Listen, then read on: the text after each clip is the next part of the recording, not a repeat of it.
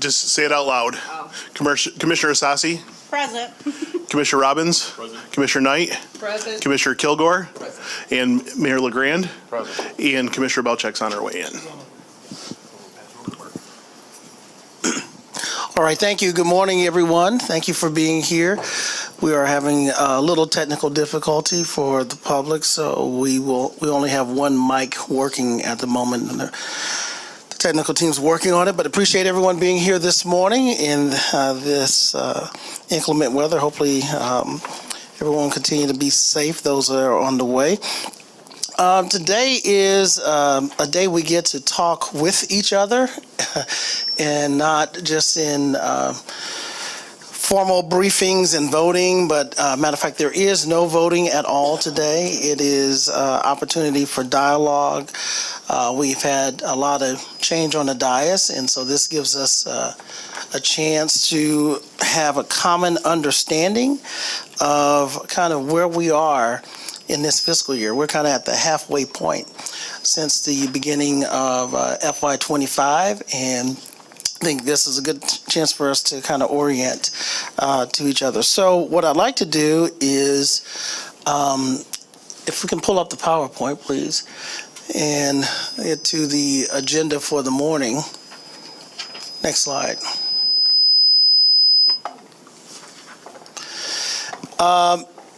Focus our time this morning in three areas. I want to have some dialogue. I think how we work together, both as a commission and staff, will ultimately determine what gets done, or how we get things done, and get things done for the public as we do the public's business. And so spending some time on that is the first part of the day, kind of ice breaking a little bit and being able to talk among each other.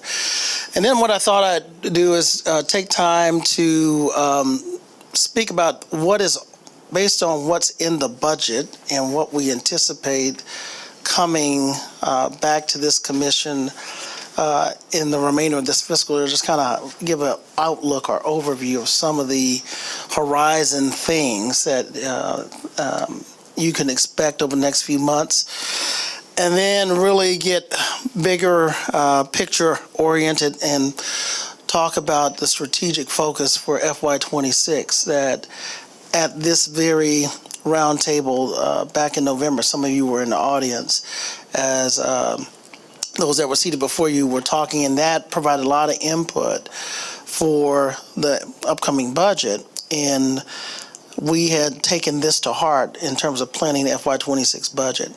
So today is an opportunity for us to do a check-in with you on the focus areas. And we are really running out of time in terms of being able to do any major pivots, because departments have been working on their budgets since November, and we'll be submitting and finally closing out within the next month or so. And so we wanted to do one last check-in on these focus areas before our next opportunity at mid-year update later in February. So with that, can we go to the next slide, please? I'll begin with a conversation that, if you will, this is our formal workshop component, the professional development component for the morning. We're going to talk about effective governance and administration, and I have phoned a friend for this conversation, and that's Mr. Nate Geinzer, who's the CEO of Double Hall Solutions, and I'm going to ask him if he'd come and join us. He is a consultant, owner and consultant, and has over 20 years of local government experience. He's also adjunct professor at Oakland University, teaches graduate courses on public administration. Has worked in several communities across the state, both as executive as well as consultant. So we're glad to have him here this morning. And I want to share some information. I'm getting. Well, we're under speakers. Okay. We'll share some information. We're on now? Oh, good. Here you are.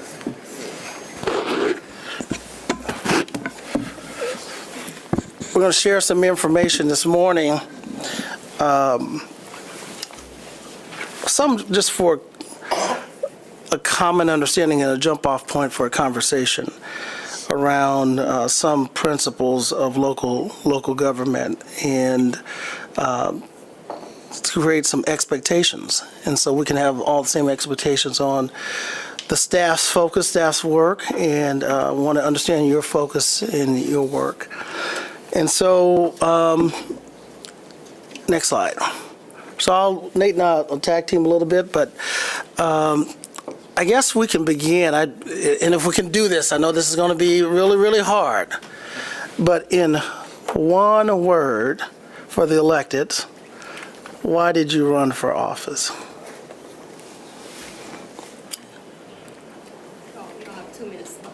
No stump speech. This is what I said. I told Nate this would be hard if we did this. One word. Betterment. All right. Impact. Okay. Stuff. Access. I'm saying Grand Rapids. It's a proper noun, so it's one word. All right. Grand Rapids. Action. All right. All right. Excellence. All right. Love it. And let me ask now to some of the appointed officials, why did you choose to serve? Get those mics ready on that table, too. Integrity. Public service. DCM? I'm going to go with betterment. I'd say impact. Service. Community. Okay, I'm just going to call a couple from the audience here. Chief Winstrom. Progress. Chief Brown. Service. John. Influence. All right. My word would be conviction. Nate? Passion. Passion. So what do you think about all of our one-word openings? What I see is a lot of alignment. What I see is a lot of alignment in the reasons why we're all here.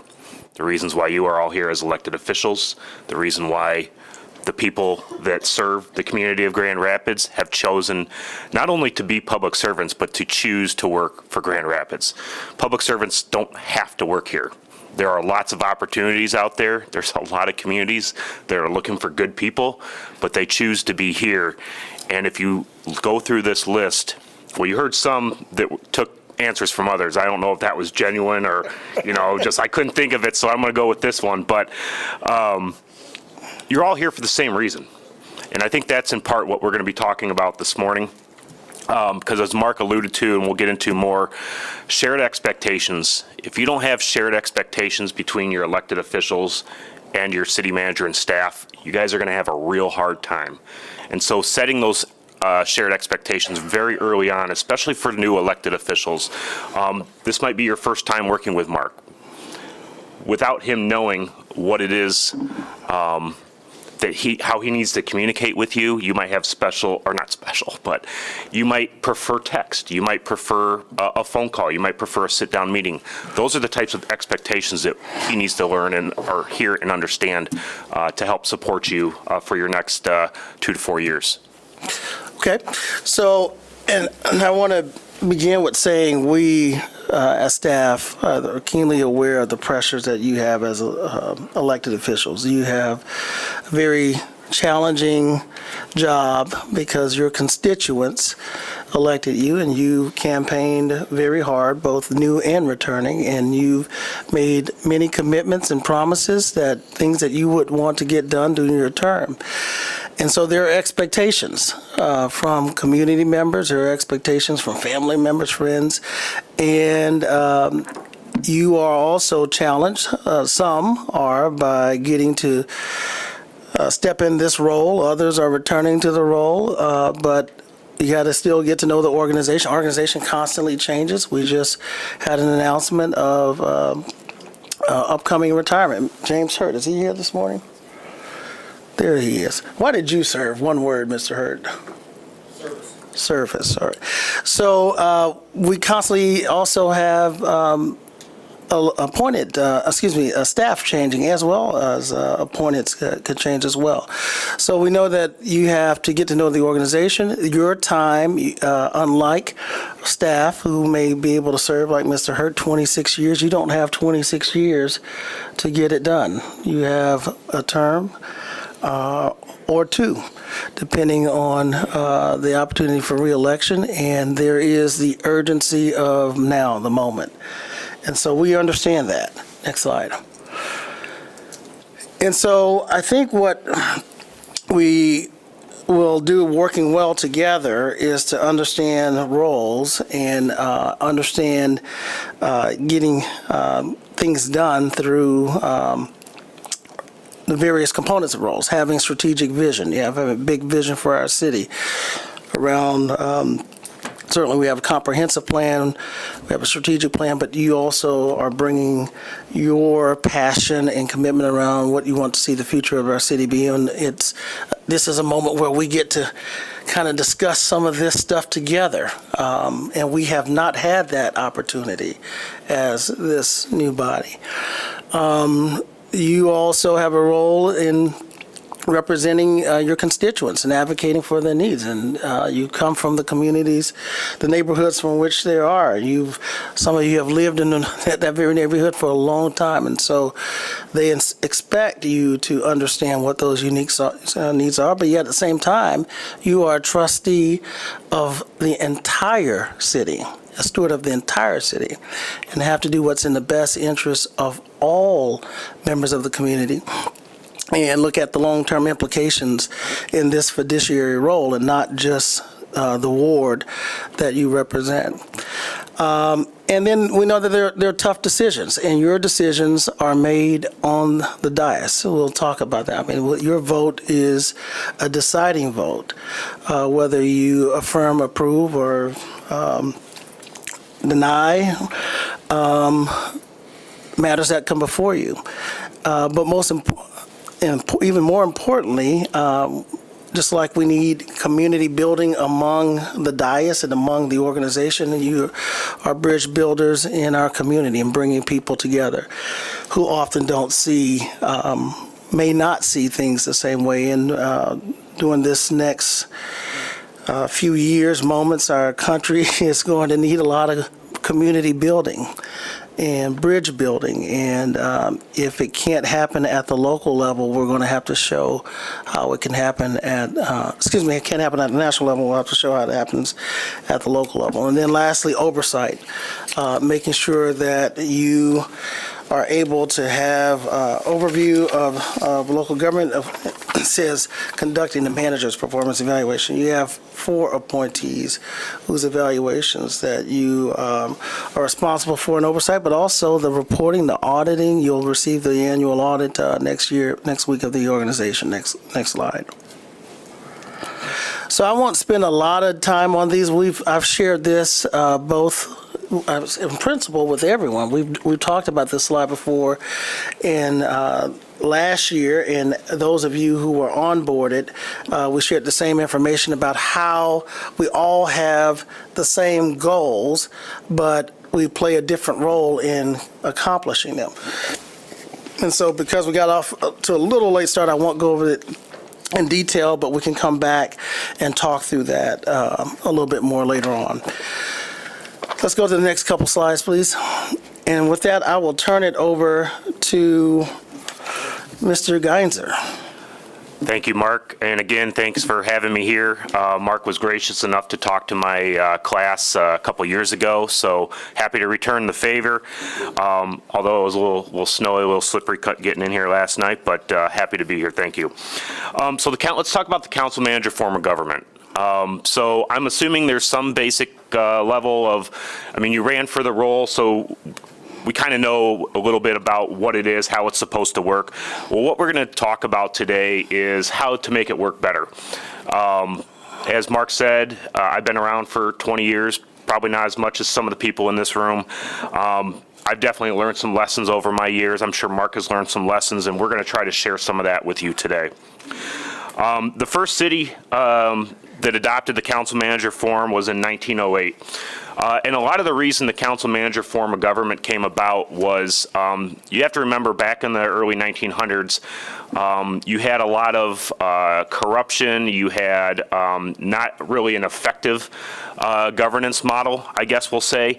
And so the idea was to separate the politics from the daily administration. And that's how council manager came along, and it's one of the longest forms of government that we've had for a while. Over half of American cities with populations over 10,000 use this form of government. And there's been studies in the past as well that your more fiscally stable, fiscally successful communities by majority are ran in a council manager form. And I should say, too, that there's always communities looking to move in this direction. There's also communities that look to move away from it for whatever reason. The most recent example that you're probably familiar with is Lansing had a pretty robust discussion on this last year. There's been 4 or 5 townships, I want to say, that have moved in this direction over the last year or so. Because there is a benefit to the community when you have a professionally trained and appointed leader, such as Mark, who works and oversees the day-to-day operations. You've been a council manager form of government since 1916, so again, over 100 years as a council manager form. And when we look at these roles, elected officials, you guys own the policy, right? This strategic plan that was put together in part by commissioners of the past. This is like the guiding principle. This is the overall arching policy that we should be operating in. Everything that we do, every policy we will look at should fit within these areas, which I think we're going to talk about a little bit more later. As you start to move towards implementing those policies, that's where the city manager steps in. I should take a step back and know or share that part of that policy-making process, Mark and the team, that's where they can come in and help you as well, because you're hiring subject matter experts. I don't know about you guys, I am not a financial guru, right? I can understand big picture finance, but I'm not going to be able to get in the weeds and help you address a long-term forecast, for example. I can read a long-term forecast, but I'm not the expert. So we hire an expert to do those things. So we can help inform your decision-making process. But we don't make those decisions, as Mark said. You all make those decisions behind the dais.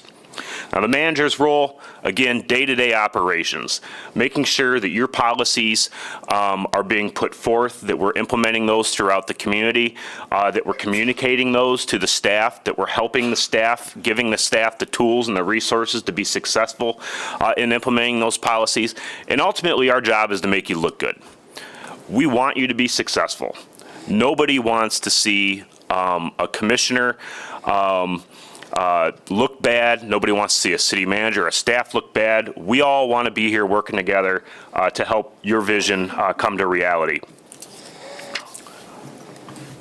So one thing that I don't know if anybody's familiar with this model, I've started to try to learn more and more about this. I was first made aware of this tool from a friend of mine, Nancy. She's a consultant and does training, and I actually brought her into a community I used to work in because of some of the circumstances that we were dealing with at the time. But ultimately, if we're going to be successful, our number one goal should be cohesion, right? That doesn't mean we always agree, but we can work together as a cohesive body. So what's cohesion built on? I should have made this step up a little bit, but trust. Without trust at this table, you're not going to be able to have as much success as possible. You have to trust that each other, your fellow commissioners, are coming from a place of love. They're coming from a place where they're trying to do the best that they can. In the community I most recently worked with, there was some divisions and some frustration between staff and council and vice versa as they were going through a transition. And I really tried to support the staff and say, look, benefit of the doubt, guys. I don't care what had happened in the past. You have to understand the circumstances. They were trying to do the best that they could given the circumstances they were dealing with. Benefit of the doubt, if you can start there, you're going to go a lot further. From there, once we get to trust, we want conflict. Now, we don't want conflict in the negative sense of conflict where I'm going to be arguing with Marshall because we disagree on something. That's not what we're talking about. We're talking about constructive dialogue around policy decisions. Without conflict, we can't make those informed decisions. We can't make the best decisions if we can't talk openly and honestly about those things. Once we've made a decision, we have to commit to it. It's really hard, especially if you're on the losing end. And I hate to say it that way, but there are going to be times, there's going to be issues that come up that is not going to be a 7-0. But ultimately, you all work as a body. Mark works for the commission. He doesn't work for commissioners, he works for the commission. So when a policy is approved by the commission, Mark's duty and the staff's duty is to implement that policy. And so it can be hard if it's something that you didn't agree with. But we ultimately, as a cohesive body, need to support that. I guess I did those in the wrong order. Sorry about that. So let's go back to accountability. What happens when you don't have accountability? A lot of nothing. We have to be able to hold each other. Oh, I'm going in the right order, sort of. It's in different orders on both sides. So accountability, again, once we make that decision, we have to be able to hold each other accountable. And that's not just the commission holding the appointeds accountable. That's also the appointeds holding the commission accountable. And I don't mean that in a negative, right? What I mean by that is, as you're going through and you're having these policy discussions, if we're going off in a direction that we didn't agree to as this cohesive group, as we sit around and talk about these priorities today, Mark's got to say, look, the commission's made a decision that this is where we're focusing. I can't go there right now. If this is something we want to talk about, we need to bring it back to the commission table and open it up to the good of the group and talk about, okay, is it an appropriate shift that we need to make? If something's not being done appropriately, don't wait for the annual review. If there's a concern, you pick up the phone, you call Mark, and you say, hey, look, I've got concerns. Accountability is really about communication. And then ultimately, we revel in the results. And that's ultimately why we have people answer that I'm here for service, to make progress, to have impact, access, action. All of those words is basically the word result in my mind anyway. So let's talk a little bit about anybody have any questions at this point? Everybody good? Okay. So let's talk about priority and goal setting, which is not always easy to do. It's not always easy to keep it real, keep it within a scope that can be achieved.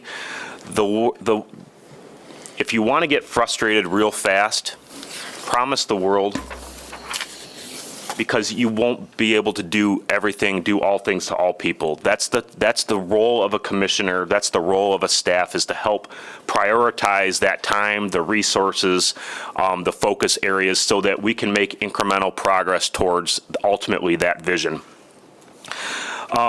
Recognizing there is a limited budget and a limited set of resources, which Mark is going to talk about more later. And we always have to be ready. We don't know what's going to arise. I probably shouldn't say it, because if it happens, then I'm going to be in trouble. But this could have been like a big old blizzard, 2 feet of snow or something like that. We have to be ready to respond to those types of things. Grand Rapids has had its share of disruptions, just like many other communities. We have to reserve some capacity for those things that we can't anticipate. Again, we're going to focus on larger policies, and a lot of times, especially those bigger challenges that you want to try to address or capital projects that you want to try to move forward, we have to remember too that those are going to be multi-year things. There's probably projects that we're still going to be working on 2 years ago or 2 years from now that prior commissions set forth. There's going to be things that you're all going to want to do that Mark may start working on, but you may not be here to see the finish of it. So sometimes there are things that we can do real quick. Sometimes there's things that's going to take many years of planning and patience to see those through. And then ultimately, creating the environment and the process where we can ultimately focus and prioritize those things. Again, we won't be able to do all things for all people, but we can do a lot of things. We can do a lot of stuff. You have a very robust staff here. You do have a community that has resources. You have a great foundational network. There are a lot of ways we can get things done, but ultimately we need to prioritize so that we can all focus and put the appropriate time and energy into those priorities.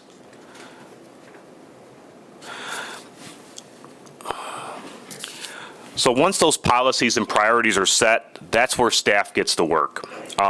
They're the ones that are going to operationalize your vision, your policies, your priorities. Again, they want to help you they want to make you look good. No staff person here wants to see you fail. If I'm wrong about that, let me know, because I've not seen that happen. Because we're here to serve. And again, some of this is starting to get repetitive, but accountability is going to be really important. That communication around the priorities and actions that you've set forth. Without accountability, we can't make adjustments, we can't learn, we can't grow. Proper constructive accountability in all forms is the best way to learn. I love making mistakes. I love it when I make a mistake and somebody gives me the constructive feedback to help me address that and modify my approach going forward to try to avoid that mistake in the future. Okay. So this was something I put together in part for the city of Berkeley, which is where I most recently served as an interim manager. City of Berkeley is in southeast Michigan, Oakland County, about 15,000 people. They went through a transition. It happened to be the manager was a really good friend of mine, so it was kind of hard to walk in to a not so great situation that, a really good friend of yours was unfortunately, they mutually agreed to separate. But what I found when I went in there was, there was no cohesion, I guess is what I'll say. There was not that trust between staff and council was hurting. And so as we were working on preparing for a new city manager, really what my focus was, yes, I'm going to do the day-to-day operations, but I'm not a seat warmer. What I really wanted to try to do was address those relationships so that when the new city manager came in, she could start with both feet on the ground. She didn't have to do a bunch of cleanup and try to build relationships. Relationships were already there. She just had to step in and continue to nurture those relationships. So I shared with them some pitfalls that I've experienced and I've observed that have hurt the council manager relationship, but also the commission manager relationship in this case, but also the relationships between staff and the commission. Again, you can't get stuff done without having that relationship and working together. So these are just some things to keep in mind. You could kind of look at this as a little bit like emotional intelligence. When you have a feeling, if you can identify and name that feeling, you can address it better. I'm no expert in that sense. But when we can identify a flaw or a riff in the relationship, if we can identify it, if we can name it, we can chart a path to fix it. And that's ultimately what this is about. So we've talked about this, but the biggest thing that hurts the relationship is the lack of shared expectations.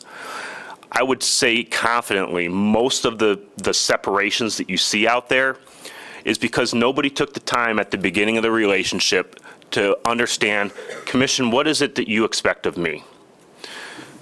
Manager to commission, manager, what do you expect from me? What do you need from me to help you be successful and vice versa? Identifying those priorities and goals. What should I be working on? That's a little bit different than expectations in my mind. When a manager comes into that relationship or vice versa, and they just start going, problems are going to happen. It's just going to. It's not that you can't get through them, but you're going to be way far ahead if you can set those expectations early on, and that's why we're here. Lack of accountability. Again, this is all about communications. I've been through this, and I've definitely seen it in my peers. There's a frustration. I'll pick on somebody. Let's say Kelsey. Kelsey, there's something you've observed with the manager that, is just bothering you, right? And I really just don't want, I just don't feel comfortable. I just don't want to do it. And then it just starts to build and build and build. And then now it's the annual review, and that's where it all comes out. Whereas if we identified it early and we sat down and talked through it, we can adjust, we can work through it. Again, benefit of the doubt. I can't tell you how many situations I've been in. If someone had just pointed something out to me and said, hey, I'm concerned about this or what have you, and I could have talked through it with them and helped them understand, it would have saved a whole lot of headache. So don't hesitate to ask questions and report out on progress. And so reporting regularly, Mark's going to have, I don't know what method he uses, but he's going to have an update for you on how the staff is doing on these these priorities. This one, if you haven't seen the movie, you might not know exactly what I'm getting at here, but it's the lack of discipline and strategic focus. Who's seen the movie Up by Pixar's Up, right? What happens when the squirrel runs by with Doug, right? Squirrel, and he's watching the squirrel, and they come back and I'm like, what's going on, right? In local government, I can't tell you how many times I've seen commissions, councils, boards get derailed because of the squirrel, right? They're distractions that will take you off course from your overall big picture. They will redirect resources that you so much wanted to be focused over here, but you know what? This thing came up, we chased it, and now we don't have what we need to focus on that priority that we all really want to see move forward. The best thing to do is adopt that strategic plan, focus in on those priorities, understand it's a living document, right? It is going to be modified and changed over time, especially as needs of the community change, but try to stay focused on that. If you see a priority that needs to be addressed, you bring it back to this table. You say, hey, Mr. Manager, I've been talking to some of my colleagues, and there's this priority that I think we really need to talk about. What would be the opportunity to have a work session where we can talk through this a little bit more and revisit how this could work into our strategic plan, or is this something we can look at in next year's budget process or what have you? Communication inequity. And here's what I mean by that. This is a tough one because a lot of times it can be perceived. A lot of times it can be lack of effort on anybody's part, quite honestly. And this is about communication sharing. Mark works for a board or commission. He's going to see you all together a couple times a month. Well, probably more here in Grand Rapids. But there's going to be conversations and communications outside of those boardrooms, right? It will not take long, because I've never seen it not happen with a board, where you might think, you know what, Mark's real tight with the mayor, and the mayor knows way more than me, and I don't like that feeling, right? Identifying those things and talking about, Mark, how do I stay in the loop better? I really want to be in the loop. I really want to understand what's going on. I really want to understand how we're setting agendas, for example, or whatever it happens to be. Communicate that with Mark, and he can make adjustments. One thing that I do, I don't know if this is something your attorney advises, but I use BCC a lot. So if I get a commissioner or a council member asking me a question, we're getting ready for a big meeting, let's say it's a zoning decision, and a commissioner reaches out to me and say, hey, I can't find this part of the zoning code. I really want to understand that. I want to understand how we got here. That's a good of the group type question. I'm going to respond, I'm going to blind copy everybody so everybody has that same information going into the meeting versus going into the meeting, someone asks a question, the answer's there and you're like, where did that come from? Right? Where was I in this conversation? If I can respectfully disagree with you, I think that's a really bad idea. I don't see any reason why, if we're going to copy people, we shouldn't publicly copy it. I think it's really, really important that we are able to trust each other, and it's great that you're talking about trust with the manager and the city council, but for us to be able to trust each other, it's not just that communication get had, but that we know that it got had. So if a memo goes out to Kelsey and she doesn't know that I got copied on it, I think that's an erosion of our trust dynamic. And I would even if it's something completely mundane, if she comes and tells me, oh, I found this out, and I'm like, oh, I already know that. Well, that creates a culture where you're like, all right, so there's stuff going on that I don't know is going on, including communications that are happening that I'm getting blinded on. So I really, really am allergic to blind copy. If you're willing to copy it, own it. Like, put it out. Problem with that is you start to open the door for dialogue and OMA violations. So when you use the BCC, you say, hey, council BCC'd, so everybody knows that they're BCC'd, and somebody doesn't inadvertently reply all. Because somebody inadvertently replies all, you're starting to get into dialogue, and someone can play the OMA card. So that's why you do that. Just for Akron Open Meetings Act is Yes, what Open we're Meetings Act, potentially thank you. violate. And so I agree that if there's communication, people should know who the communication is being shared with. So it's not that you are sharing it with the entire commission. You're letting the commission know, but the method is you're not sharing in a way, particularly if it's a pending agenda item, that you can have deliberations outside of an open meeting. Right, City exactly. Attorney, what's your thought? I do agree, and so what we do currently is that I advise them very heavily, and I think everybody knows that now, that they're not to reply all. If they have questions or concerns, then they're to contact me, Yep. just me, and they've been very good about that. Yeah, and again, I find there's a difference of opinion here, but you've got two competing risks. One is that commissioners aren't going to be able to follow rules, and the other is you're going to create a culture where information sharing is incomplete. So I'd rather err on the side of assuming that Drew understands to not reply at all. But again, difference of opinion, that's fine. Fair enough. Okay. Apathy.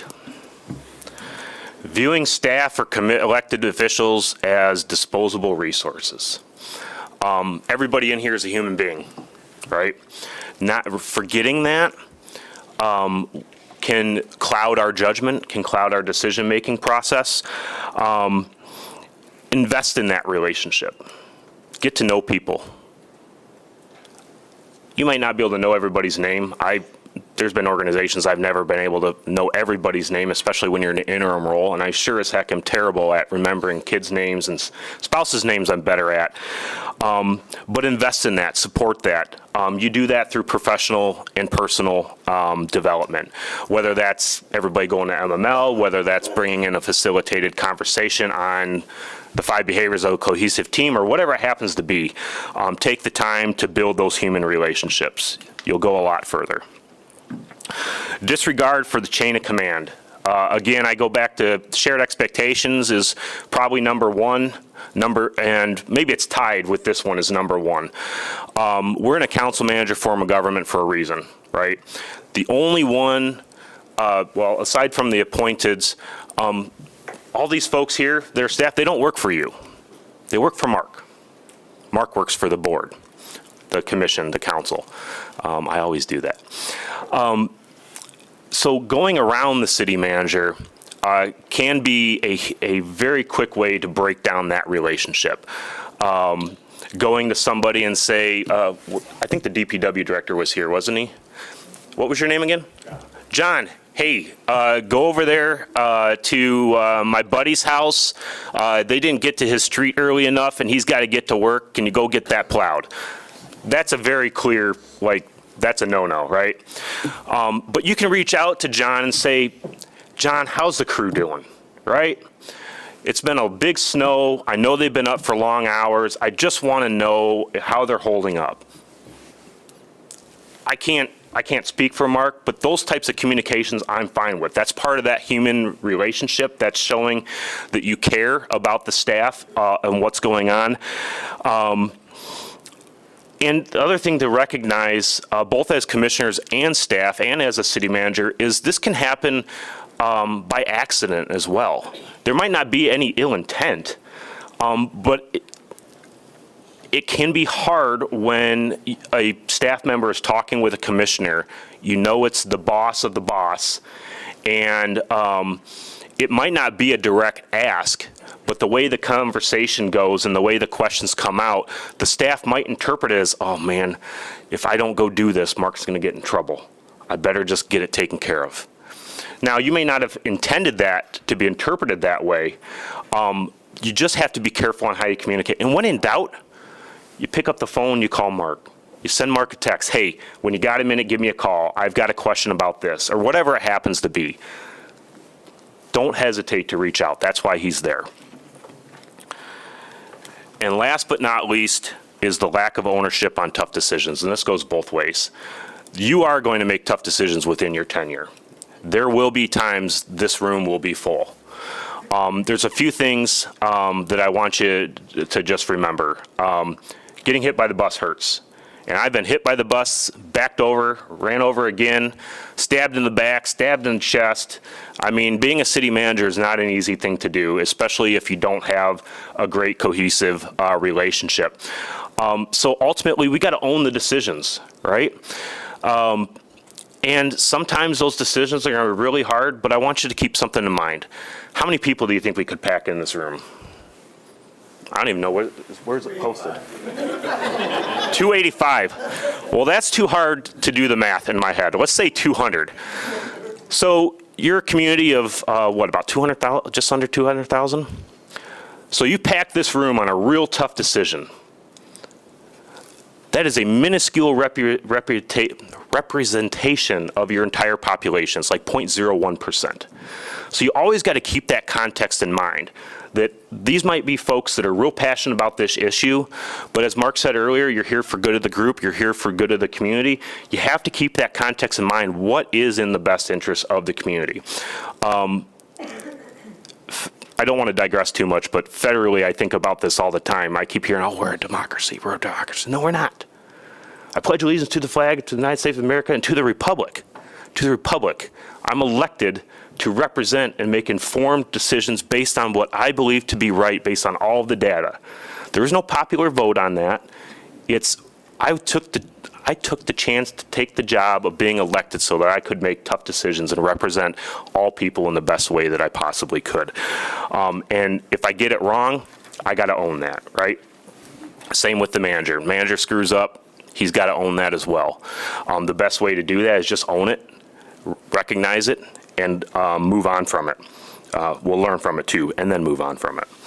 So before we close up on this part, and I think we are running a little over, I think Mark and I wanted to have just a little bit of dialogue, because clearly these are not all the pitfalls that could come up. What comes to your mind of the things that could keep you from having a cohesive relationship and being as successful as you really hope to be over during the rest of your term?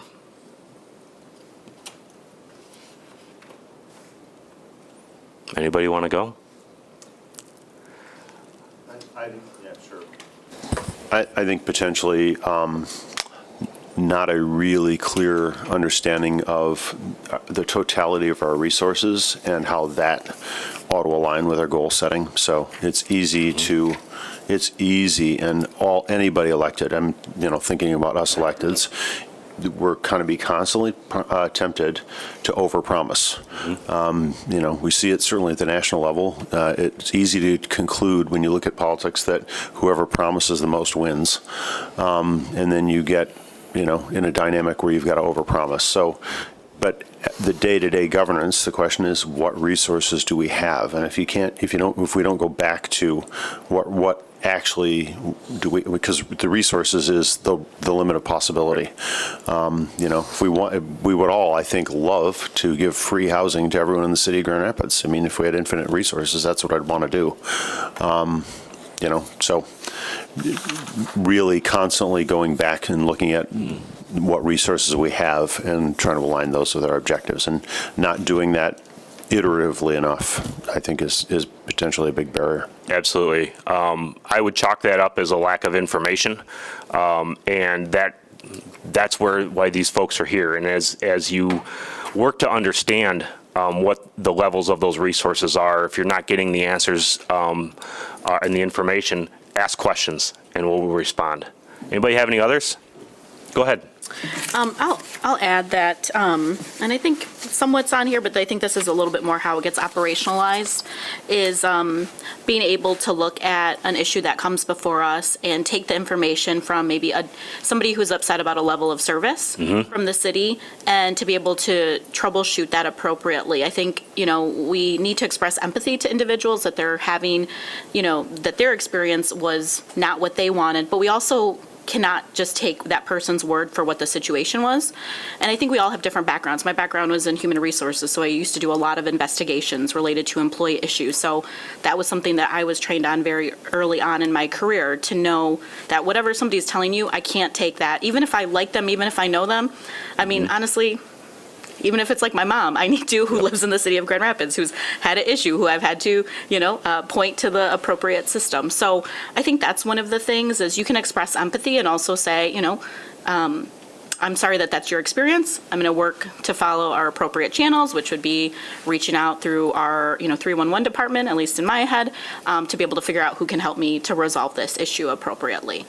So I think that happens a lot, because I think sometimes people feel like if I'm going to be the loudest or really upset, then you don't want to deal with that, and then you'll just try to resolve it and make them happy, and I that is, to me, not the way that we should respond. Bingo.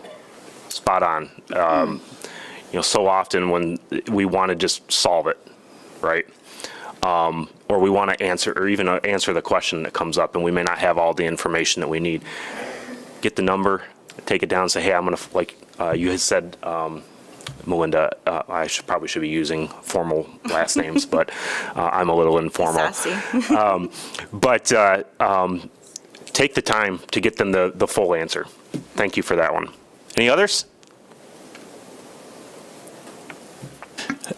I'll say I agree with both of those. I think that was very insightful. I think kind of talking about like the limitation of resources, I think one thing that, maybe this is just me, that I always want to be mindful of, is limitation of our governance too. I think good governance means like having a good understanding of our role and what we're elected to do and not do. And I think, for all of us, there's a lot of things that we would want to see happen within our community, but I think it takes a lot of emotional intelligence or just wisdom to know what elected body is responsible for accomplishing certain things.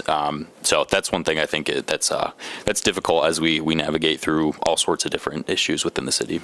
I love that one. A lot of times you'll see communities get in trouble when we're trying to address issues that are maybe beyond our governance model. Yes. That was a perfect one to lead into, to build off of what everybody else is saying. One of the things I'm noticing as a newly elected person and someone who has a communications background, and I think it goes back to this idea of shared expectations. There's another element here that as electeds and as a city we have to respond to, and that is a pitfall if we don't have a good bridge into the community and the expectations that are being said by the community. And I know that's a really broad thing to say. I want to define community as a very broad thing here, because we all have different parts of the community we're a part of. But I have noticed that there are expectations out there and there's some historical context that may go along with disparities in different parts of our city, and the expectations may be higher than what our governance model is able to deliver at this time, or expectations of what even packing a room to talk about something means and where in the process to engage Right. to be most effective from the community angle. So those are just some thoughts that I've been noticing in terms of like challenges potentially facing us. That's a great one. So often it can be hard to figure out exactly at what point do we engage with the community and what do we need to be ready for that engagement. I mean, because just to go out and engage isn't going to work. You have to be fully prepared. You got to make sure you have all the information necessary to have constructive engagement. So with that, I know I'm running out of time. I think I'm probably been out of time.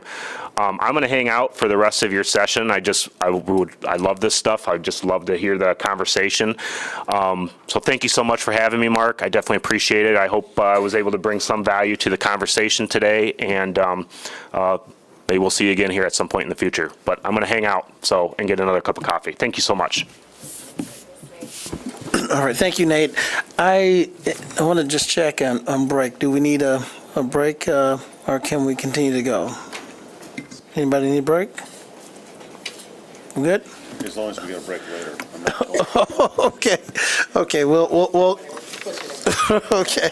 All right, thank you. Okay, thank you, Nate, and thank you for being around today, and maybe other opportunities to refer back to some of the things we talked about. So from a couple things, I wanted, this is, I debated, should it start with the big fiscal year 26 or just kind of the rest of the work year, and I've gone back and forth. And so if you will allow me very briefly, high level, just to go over the outlook. And this is by no way set in stone. This is just kind of crystal ball forecast of maybe some upcoming things. There'll be others. This is not all inclusive. There are other things that will come up, but I just wanted to sketch some things that we anticipate happening. We have our upcoming meeting on the 28th, and you see some of the major items. The legislative agenda will be an important conversation. We have the long-awaited update on the Indian Trails feasibility study, land improvement in that area, and Housing Kent. I know housing has been an important conversation for City Commission, and the Housing Kent is coming out with State of Housing report. And talk about our relationship, and then the annual ACFRS, our annual audit update. And you see the items for the Public Safety Committee. And then in February, we'll come back on the 11th and adopt that legislative agenda. I can't say how important that is now, not just at the state level, but as things begin to change now almost daily at the federal level, how we have to be really, really intentional on our focus and priorities legislatively. We'll also, I know there's been a lot of discussion about contracting opportunities for minority-owned businesses. We just did a interview the other day with one of the news stations, and kind of looking back and what progress has been made since 2015 with the Forbes article, and have some interesting data I'll be sharing with the City Commission on actual metrics, as well as we'll get an update from Network 180 Mental Health. You see, I won't go into detail on all of these. I'm just trying to give you a thumb sketch, high-level overview of some of the topics and issues that we have upcoming for the rest of the year. But really, the future focus, the big strategic future focus moments, we'll get into, like on March 11th, the master plan implementation update, or in March, the materials management conversation. And then in April is really where we start to, as the mayor just alluded to, align resources with priorities in the budget. And so the month of April, every week that week through budget adoption on the 25th, starting April 29th,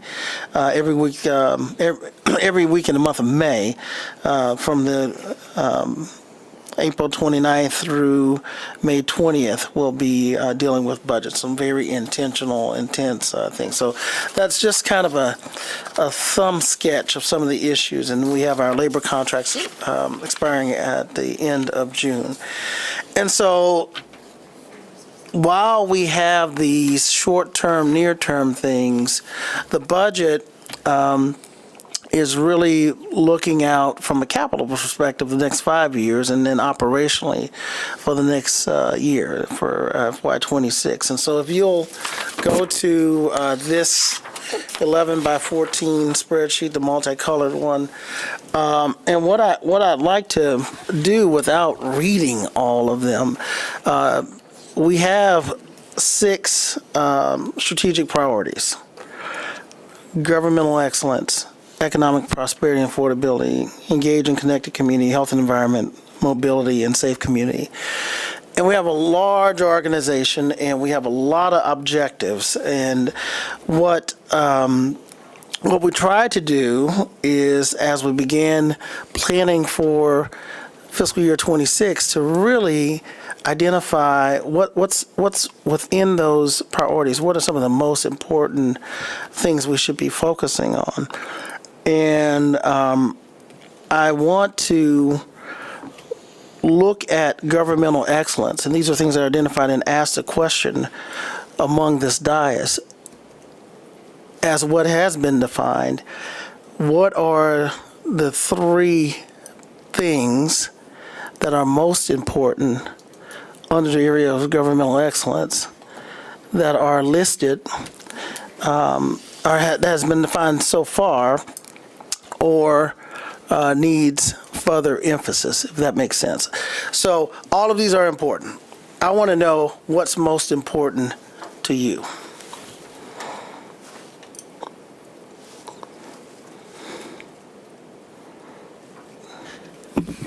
Under that Yep. first category, and then we're going to go seriatim. I will just jump in, and having celebrated the master plan last night with staff and partners and any community members that were there, just want to say thanks again, everyone, for your hard work. The community worked really hard on that, and so I think that is obviously a very easy first priority to implement. There's a lot of steps involved, how to make all the work and feedback on that actually attainable. And something to tag on to that would be making sure, back to the idea of metrics, that we have a high quality way of reporting to ourselves, but also to the community, what progress is being made, where did we start from, where things are going as we implement those things. Mayor? Yeah, if I can just suggest at least an edit to this, one of the things that jumped out at me, and I understand that bike and pedestrian issues sort of have their own category, but what jumped out at me is in the economic prosperity and affordability component, there's no bike or pedestrian component there. The only thing there is develop more parking investment, which is a really sort of car-centric statement. And if one of our statements about economic prosperity is build more parking spaces, I don't think that really aligns with our general philosophy. And I think that it's easy. It's easy to stay in a framework once something's framed in a particular way, and I think we all know that. But I think that the framework I would love, and I think many of us would like to have, is a framework of, we're in the people business, we're not in the sheet metal business, and humans are a top priority, and that, from my perspective, means the most important unit of transportation is a person, and the thing we ought to prioritize most highly is pedestrians, and the more those pedestrians start using other secondary means of transportations or tertiary means of transportations, those still have to be acknowledged. But we've been cities have, from my perspective, got a lot too car-centric after World War II, and I can't get rid of the interstate highway system cutting through the city. But those of us who study this issue know that more successful cities tend to do better with ring systems and with an X that cuts through the heart of a city. So there's a whole long narrative there about when you focus yourself on cars and you look at everything through the world of a car, you get different outcomes. And if you focus on the world and look at it through the perspective of people. So I just think we need a shift there, and that was maybe too long on that one little fussy edit. So people-centered kind of mobility solutions is what I take away from that. And not to beat a dead horse, but the whole point of that is that's got huge economic prosperity implications. If people can be a one-car family instead of a two-car family, they pocket about an extra $10,000 a year. And so building a world where we aren't so car dependent is absolutely a prosperity issue. And it also means that we're building a city that has lots of that people want to be in, right? I mean, everybody wants to go to Amsterdam. It's cool. And 80% of their transportation is by bike.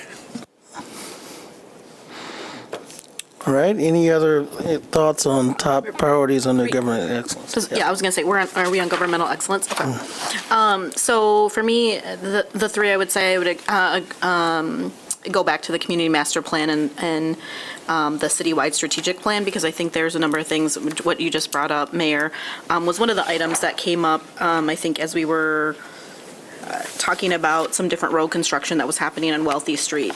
And, this is sort of anecdotal, but I think plays into what we're thinking at a higher level and how it gets implemented on a day-to-day basis is, when the road construction engagement was happening, it was probably prior to COVID, or maybe even before I was on commission, there was a desire to eliminate, or there was a desire not to have a bike lane in that thoroughfare. Fast forward to today, kind of, again, hearing from some constituents, looking at the master planning process, looking at the things that we prioritize, why does that happen? And so I think we do need some alignment there. And, how do we get to this? Well, 20 people want it, 10 people don't. That's not how we make the decisions as it relates to investments in the city. And there might be a reason why Wealthy, and I think in this case, the reason for that Wealthy wasn't, it was because there was a safer path that would eventually still do what we want to make it more people-centric, make it, accessible really for everyone. So that's what I would like to see, kind of that trickle down. Obviously, we're going to need to look at some more of our zoning pieces as it relates to the work that we've done with the community master plan. And then, I think the section when we'll begin to look at the our climate adaptation plan as well, which I know has been in the process right now of community engagement. So that would be number one for me, because I think that falls into a lot of different categories. I think the evaluate and prioritize implementation of facilities assessment recommendations. So I know this is something that we've talked about, obviously, probably got pushed out again because of COVID, but how are we utilizing our facilities in the best way? How do we make people want to come inside of our facilities? I think that also fits in with a lot of the climate work and adaptation. How much energy are we using? Where are all the spaces that our individuals going? As well as I know we have some facilities that we're just able to leverage some state funding. And I think some federal funding to make some appropriate upgrades. So thinking about the West Michigan Works building that they lease from us. And then lastly, I would say leveraging the benefits of an enterprise resource planning system. We talked a little bit about this at the end of the year. What is that?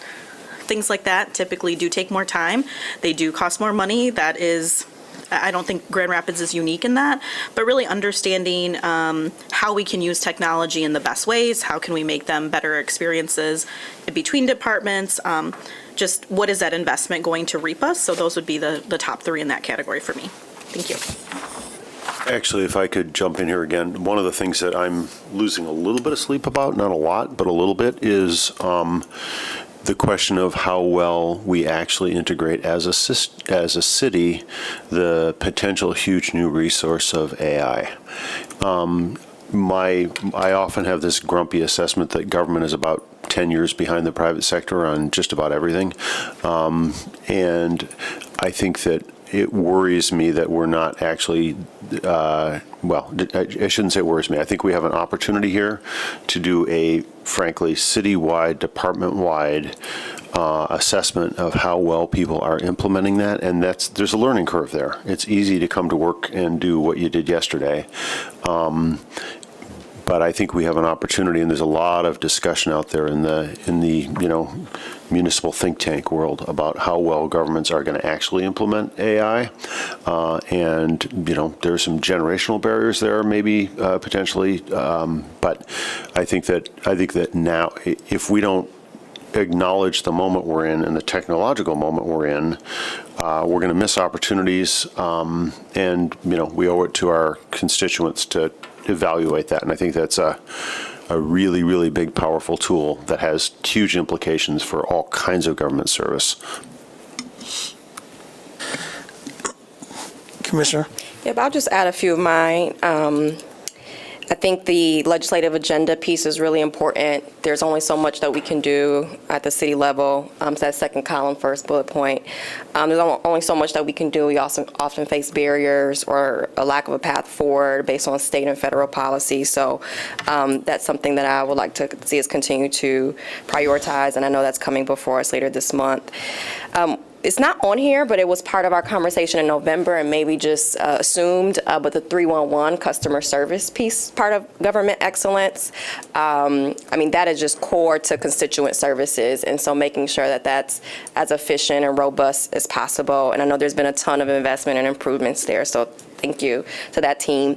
And then finally, I would also just add we spent a lot of dollars investing in that ERP system. And so and I know there were some delays and it's getting back on track, but making sure we are fully utilizing those benefits.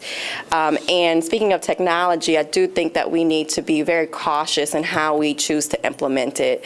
It's moving so fast, and there is a lot of legitimate concerns around the unintended consequences, whether we're talking about displacing jobs, to the bias that's built into these systems, to, I think the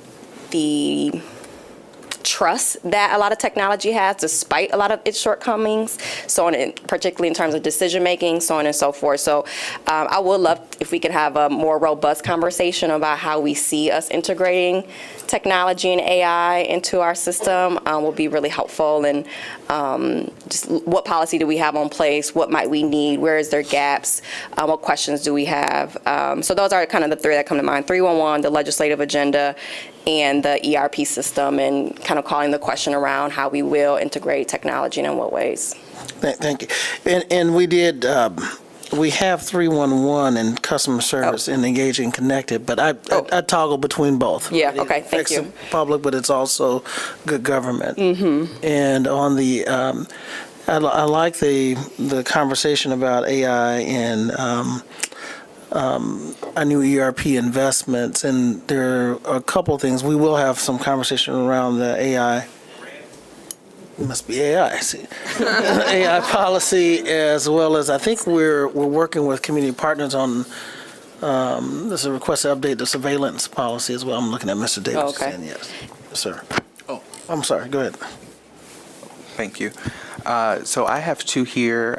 First, I'll start with since we were just there with the AI, I guess I would like to see more information on which company or group that we use for AI. It has very dangerous consequences for the environment.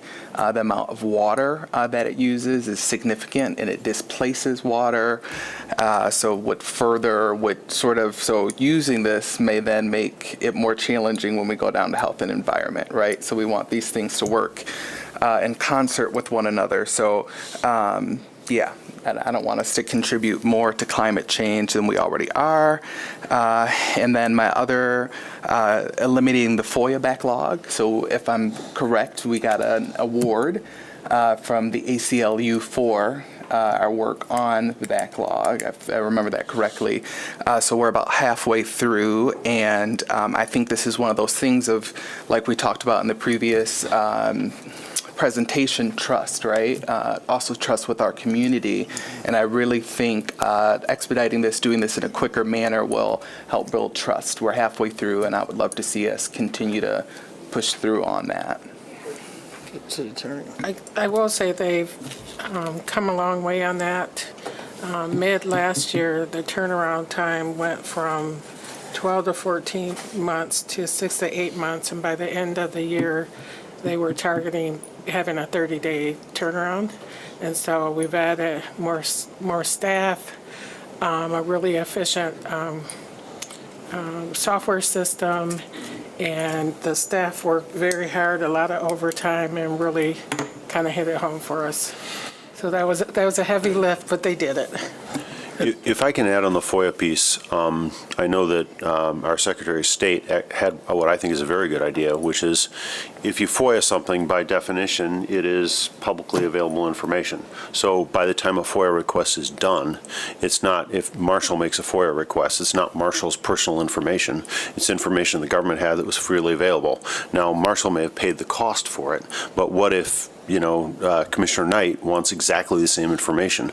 Rather than having another FOIA request go through, Secretary of State Benson simply posts all of the FOIA requests on a website so that anybody can see, oh, has anybody queried, how much our water system costs? Well, if there's a cache of FOIA things, it's A, more efficient, but B, it really leans into the whole purpose of FOIA, which is making information publicly available. So I think that's something we should explore, not simply responding to individual requests, but making that publicly available information actually robustly publicly available. For more efficiency, yeah, I think something we can look into. Have we looked into that before, City Attorney?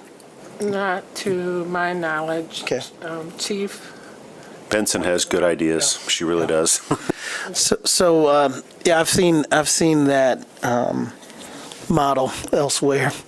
So I'd also want to go back to the comment about where we've had an issue, we reprioritize, and then that required a shift in resources to have a different outcome. And so the exact same conversation Mr. Geinzer was having us before. If we know that there's a focus area, whether it's on the performance, very likely, many times they're challenged by under-resourced. And we talked about that even when we were dealing with planning and permitting and or 311 customer service. And sometimes when we take more on as an organization and we promise, using that word that the mayor said earlier, more commitments, but we don't resource with those we find ways to do just to get to yes, make it work. And oftentimes that means something else is going to suffer at the expense of what we're reprioritizing. And so many times when we reprioritize and take on things, we start something new, but we don't stop something else. And so I think that's going to require, the very thing we're talking about now, prioritization. And what can we continue, or what can someone else do that may be a nonprofit or another organization do that the city is doing? Commissioner Knight. I'm not going to beat a dead horse. Two of them have already been addressed.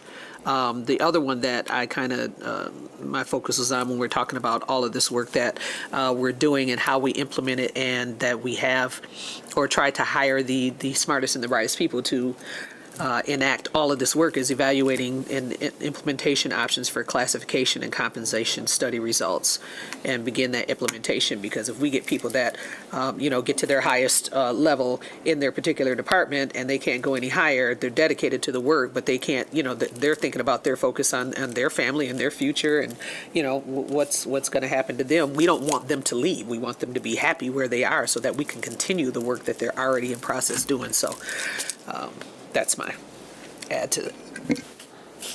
Yeah, just super quick. I think that's great, and I think that pairs really well with hire, develop, and retain a talented and diverse workforce. I think maintaining a staff that's fully equipped and knowledgeable to serve our constituents is really important. And then just have to mention maintaining fiscal sustainability. I think everything within the governmental excellence category here, I think done through that lens is very important. And then you touched on it a little bit too. It's probably too broad to have its own bullet point, but just looking at processes, Commissioner Perdue mentioned 311. I think that's an excellent thing where we've made some good room in looking at how that workflow occurs. The permitting process you mentioned, I know we've gotten some really positive feedback on the work we've done there. So I would love to see continued discussion around how we can make all of our processes more efficient using ERP and things like that just to best serve the community. One last thing I'd say in terms of the structure of this document, if we look at the bottom, the grayscale part says safe community. And again, in terms of framing, that largely looks like police and fire activity.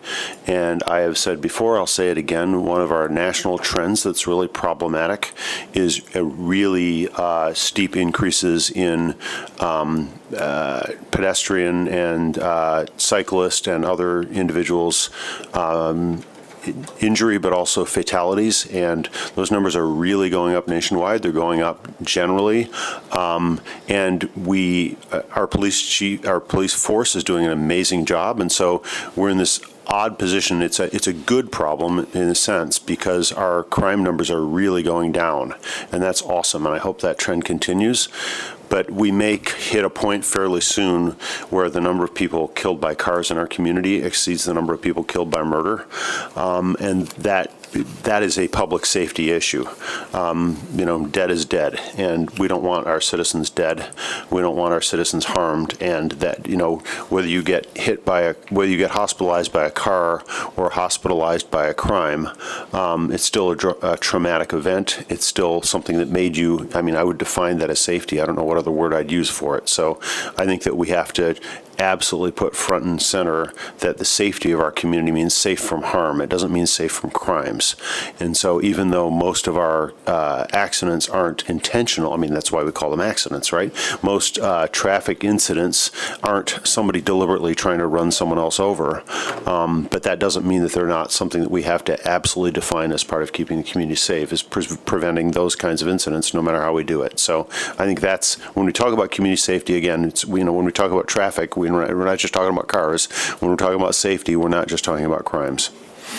Thank you, Mayor. And just for the purpose, this organization is just help us with dialogue. All of these are interrelated, like we talked about earlier. Engaging, connecting with the community on the 311 is related to governmental excellence. Mobility is related to both pedestrian safety, but is also related to helping us find ways to protect our environment. And, there could be some economic prosperity by having good, affordable public transportation. And so all of these are interrelated, and so we're thinking of them as intersections versus interdependent areas. Yes, this is not me saying, Mark, you made a bad graph. This is me saying, of course they're all interrelated, but I think how we frame things, even casually, can matter, and what goes in what basket. And I'd rather have something mentioned twice than and point out the phrasing. So for me, I want to lift up when we're talking about community safety, we're talking about community safety. We're not talking about absence of crime.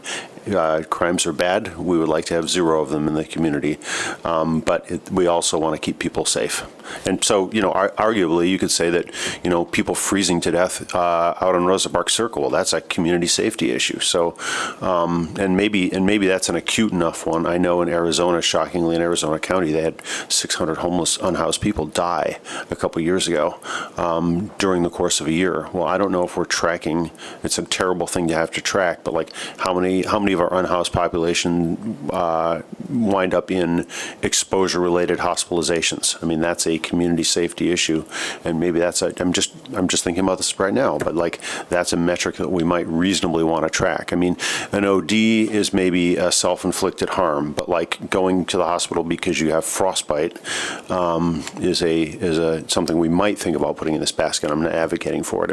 I tend to think that things caused by other people are the primary thing you ought to be tracking when you're talking about public safety. And we don't want to get too broad, because if we're going to start tracking how many people caught a cold last week, then we're conflating completely medical needs and safety needs. But at least it's a conversation we ought to have and constantly be thinking about our framing, because how we frame things ultimately is going to determine how we prioritize things. So we have some future conversations for Public Safety Committee around health outcomes. All right. Joel, you had one comment, then we'll move on to the next area, economic prosperity and Quickly, affordability. on facilities assessments, it's important for, as staff and others, as we're watching what we're doing with facilities, especially as we're selling properties and buying properties, but also to work holistically with, for those of you that are on the GRPS shared committee. Sometimes those have got canceled in the past, but it's really important to watch what GRPS and maybe Kent County is doing with their facilities as well, because those are large open spaces, but also, we use their facilities for elections and for community engagement and various other things. So I think it's really important as we look at facilities, look holistically at all public facilities as we're going through too, and that interrelationship between GRPS and the city of Grand Rapids is going to be vital in the next couple of years as they're making very big decisions as well. So I just want, for those that are on that joint committee, just to be aware of that and cognizant of those implications. All right, thank you, Mr. City Clerk. All right, we're going to, speaking of opportunities for development, we'll move on to economic prosperity and affordability. Your top two. City Manager, this one is easy for me. Top two, certainly that first bullet point, it reads support creation of affordable market rate housing supply, leveraging full range of existing tools and partnerships will certainly be top for me, and I think that includes the actual creation and implementation of the anti-displacement strategy that's been documented as a goal, but hasn't been operationalized yet. And I would add in there, it doesn't state whether we're talking rentals or ownership, but I imagine that that's a both and. And then secondly, in this category, improving neighborhood business corridors. We need to prioritize economic development within our neighborhoods, within our neighborhood-based business corridors. I think part of the strategy of that is getting city resources focused on that and ensuring we have the capacity to implement our area-specific plans. There's a lot of great ideas in there, and if they're actually implemented, we will make a ton of progress for quality of life and economic vitality, but we can't expect volunteer boards to implement the 60-page strategic document and plan. So those would be my top two, certainly is housing and business corridors. I would like to add to that, I will go the same, the creating of the affordable and market rate housing supply, but also a lot of my attention is to eliminating the barriers to competition in awards with the MLBEs, MBEs, WBs, and other local entrepreneurship efforts as we continue to grow as a community, as a city, being able to make sure that there is diverse and equitable opportunities for small minority businesses in this community to be able to create that generational wealth that we need within these neighborhoods and in our community as a whole. Yeah, I would, Commissioner Knight, Commissioner Perdue actually brought this to my attention recently of how we're supporting our entrepreneurs and small business owners up front. So those barriers that folks in the third world are struggling to get a running start, and what this may not be financial resources even, but just the resources of information on how to get past these barriers, how to get started, I think would be very helpful. I also would like to highlight the or +1 to the affordable housing, +1 to improving neighborhood business corridors. Now, I have this marked for 2 areas, but in November we discussed getting staff support for, we were either talking about neighborhood associations, but also, I think this could work in both. Was it neighborhood? CIAs. CIAs. Yeah. I would really like to, once again, just +1 that conversation and bring that to now this for getting some dedicated staff support, because I'm on there's these stark differences of like uptown versus southtown. There are real differences of sitting in on those meetings and now being a part of uptown, which they're running like a well-oiled machine. It's night and day. So I think some staff support would be helpful there. Implement third ward equity funded projects. of course, top of mind, and the river restoration, yeah. So just to remind us of the conversation, even when we're discussing the land bank, and if full-time resources, in addition to the support that you get from a staff that, apart from the support that's from staff that has other duties, but that we talked about, that position could potentially support the land bank and more strategically focus on the CIAs as a resource, as an executive to help with all the CIAs. So we've not fully had that conversation with the land bank and how that executive might be able to support the land bank and the CIAs. Drew, I don't want to step on your toes. You had something you want to say. I was just going to say, well, I don't know what we're up to, but make it +3 or +4 for support creation of affordable housing market rate supply and improve neighborhood business corridors. Great. You are always a man of few words, so I don't risk much by asking you to go in front of me.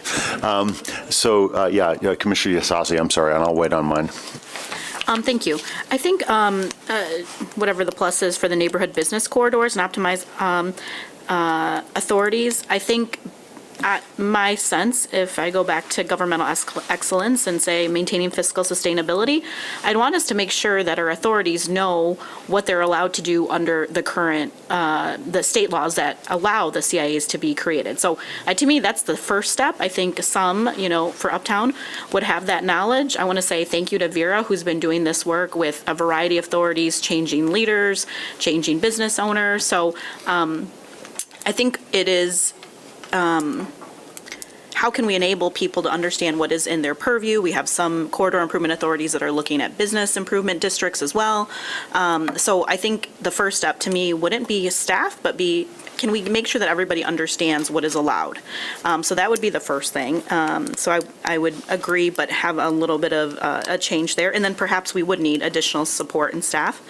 And then I would say, the support and the improvement of the continuum of care. So when we think about systems, there's a lot of systems that, we might not be directly involved with, but we absolutely have, people are coming to us and asking us questions, and there's not making any distinctions between organizations. They're just like the city.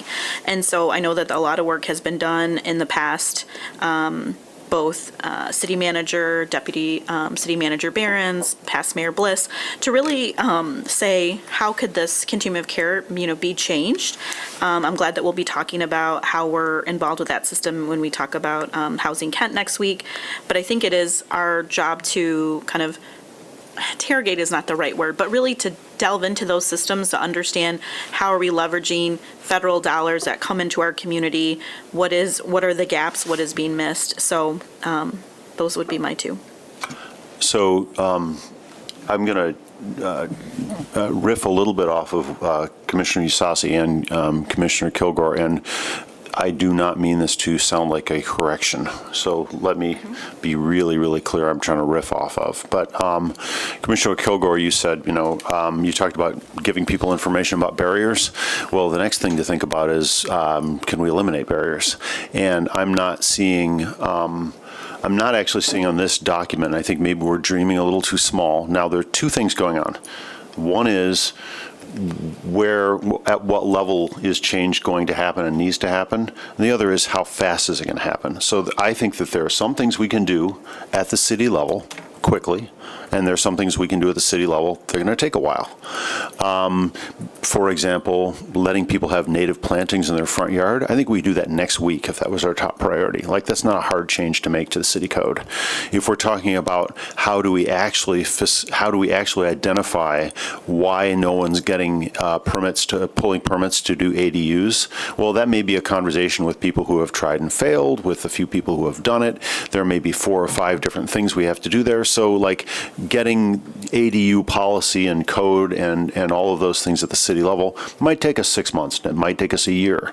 I find it helpful to think sort of 100 days, what would we like to do in the next 100 days, maybe a 1-year horizon, and then there's going to be an election in 2 years. So, maybe the commissioners who are up in 2 years are just going to run for re-election. Maybe they're not. Maybe things are going to shift. Maybe, so the membership of the body could change. But I think it's worth thinking about at least a 2-year horizon. Like, what do we want to get done in 2 years? And start naming horizons for these goals and not just sort of laying them on a map. So this is just sort of a plate of spaghetti.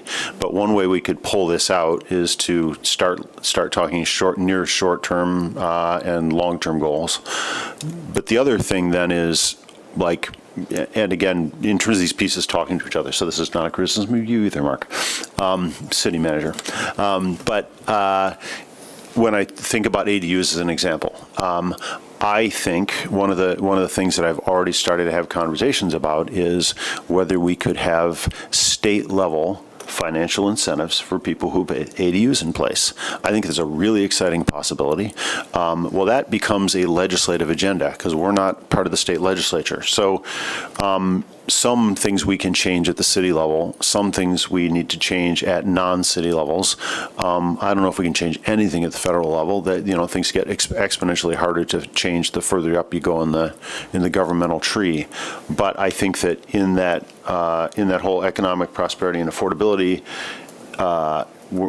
so I don't just want to support creation of market rate housing. I want to see if there are changes we can make on the landscape. So not simply, there's a lot of, support things we're already doing, but I think we also have to be willing to dream about systems change, and about whether that change is going to take legislative advocacy at different levels. And so I know that talks to other parts of the document, but I think it's important to point out there because it really does implicate. We don't want to just accept the status quo when we're talking about economic development and say, who's willing to build in Grand Rapids under the current terms? And how can they build under the current rules of the road? I think what's connected to that and a lot of the agreed upon priorities of around housing, business corridors, and business owners and entrepreneurs is also emerging developers. I know that that's been a stated priority, and I just want to note that I think that should continue to be a huge priority of supporting new investors, developers, small investors in our city, and kind of growing that. That's a economic strategy, but also a housing strategy. All right. We'll do one more area, then we'll take a break. How's that? Can I just jump in? Oh, go right ahead. I don't want to, I just think that everyone has had great things to say, and I just want to say that housing, economic development with our CIAs, and I want to re-emphasize what Commissioner Knight was bringing up, because that's also on my priority list of supporting the growth and launching of and expanding our connection network of minority business owners. We have ambitious goals with some of our developers, especially if we look at the Three Towers project and the very high level of engagement they want to do for getting minority businesses in that. My question is, do we have enough? And I don't think we do. How do we get more started? How do we encourage people? How do we expand those that are participating in the different contracting processes? We need to make sure we're not just setting goals, but that we're actually helping ourselves get there with the people out there in the community trying to do that. Okay, very good. All right, we'll go to Engage and Connected, and since there's only seven of these, 6, I'm going to make it real hard and ask your top. All of these are important. Top, the one. Okay, I'm just going to make a run-on sentence then.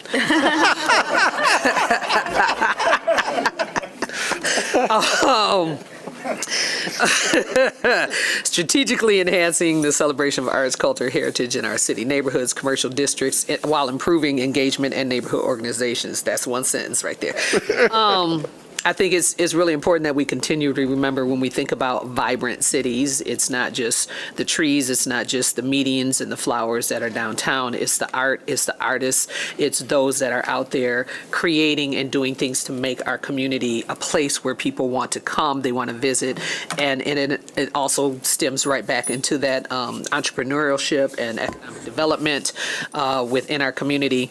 And I know I ain't supposed to do this, but I'm gonna do it anyway. Last but not least, we really need to keep a focus on, and I mean, this is right now, when you're talking about 100 days or, in the next 2 years, is our continued immigrant and refugee community engagement with what's going on across our country right now. We really need to make sure that we have a focus on protecting and helping and providing justice for those who are in our communities, who make our communities stronger. I'm done. I would love to tap in on that, because I think that one of the things I've been reflecting on is, and this applies to engaged and connected community, and I think governmental excellence, is to look at how we are doing our communications, but from the PR standpoint. Are we being proactive? Are we being reactive? Are we putting enough statements out that reiterate what our current policies are, so that when there's community conversation happening or things happening elsewhere that we don't have control over, there's resources already available, and there are public statements, maybe by the city manager or whatever, available. So I would like to see more there with how we're doing our public relations. Very good. Can I, to your point and Commissioner Knight's point around the immigrant refugee community, I know there's a lot of dialogue nationally and locally, and our police chief, I think as recent as yesterday, made some public comments. And just to address the elephant in the room, I'm going to ask him to come, and I know we're going to have a robust public safety discussion next week, but while we're here today, on the record, just kind of summarize, at least from a safety and policing perspective, the thoughts you shared with the media yesterday on how we treat undocumented persons in our community. Thank you, City Manager. And to be clear, this policy was in place before my arrival. I believe it was put in place just briefly after you arrived, sir. And that is, to summarize it in a sentence, the Grand Rapids Police Department is not in the business of immigration enforcement, period.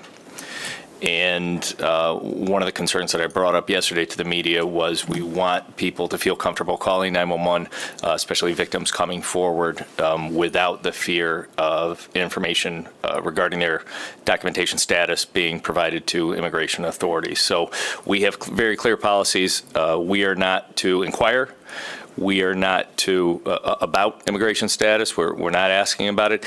Even if it was proactively provided to us, we are prohibited from detaining based on immigration status. So essentially, we have no part in the process. We're just simply not in the immigration enforcement. It's just not something we even, it does not impact us at all. I've gotten a lot of calls on it, was checking my voicemail earlier today, a lot of passion in the community regarding this topic on both sides. We certainly like to be non-political, but this is, and I believe we are being non-political, that this is a federal government issue. We have a great relationship with our federal partners here. ICE has an office, obviously, in local to Grand Rapids. We have a great relationship with all of our federal partners, but have made it clear to them as well that there's a very clear dividing line. We're going to be doing our job, and it's not going to be doing their job for them. Thank you, Chief. My top one really relates to 2 points. The begin implementation of a comprehensive community framework for engagement, and then it also implement improvements to enhance project communications. I would really like for us to continue to have more innovative ways to connect with folks, whether that be social media, meeting folks where they are.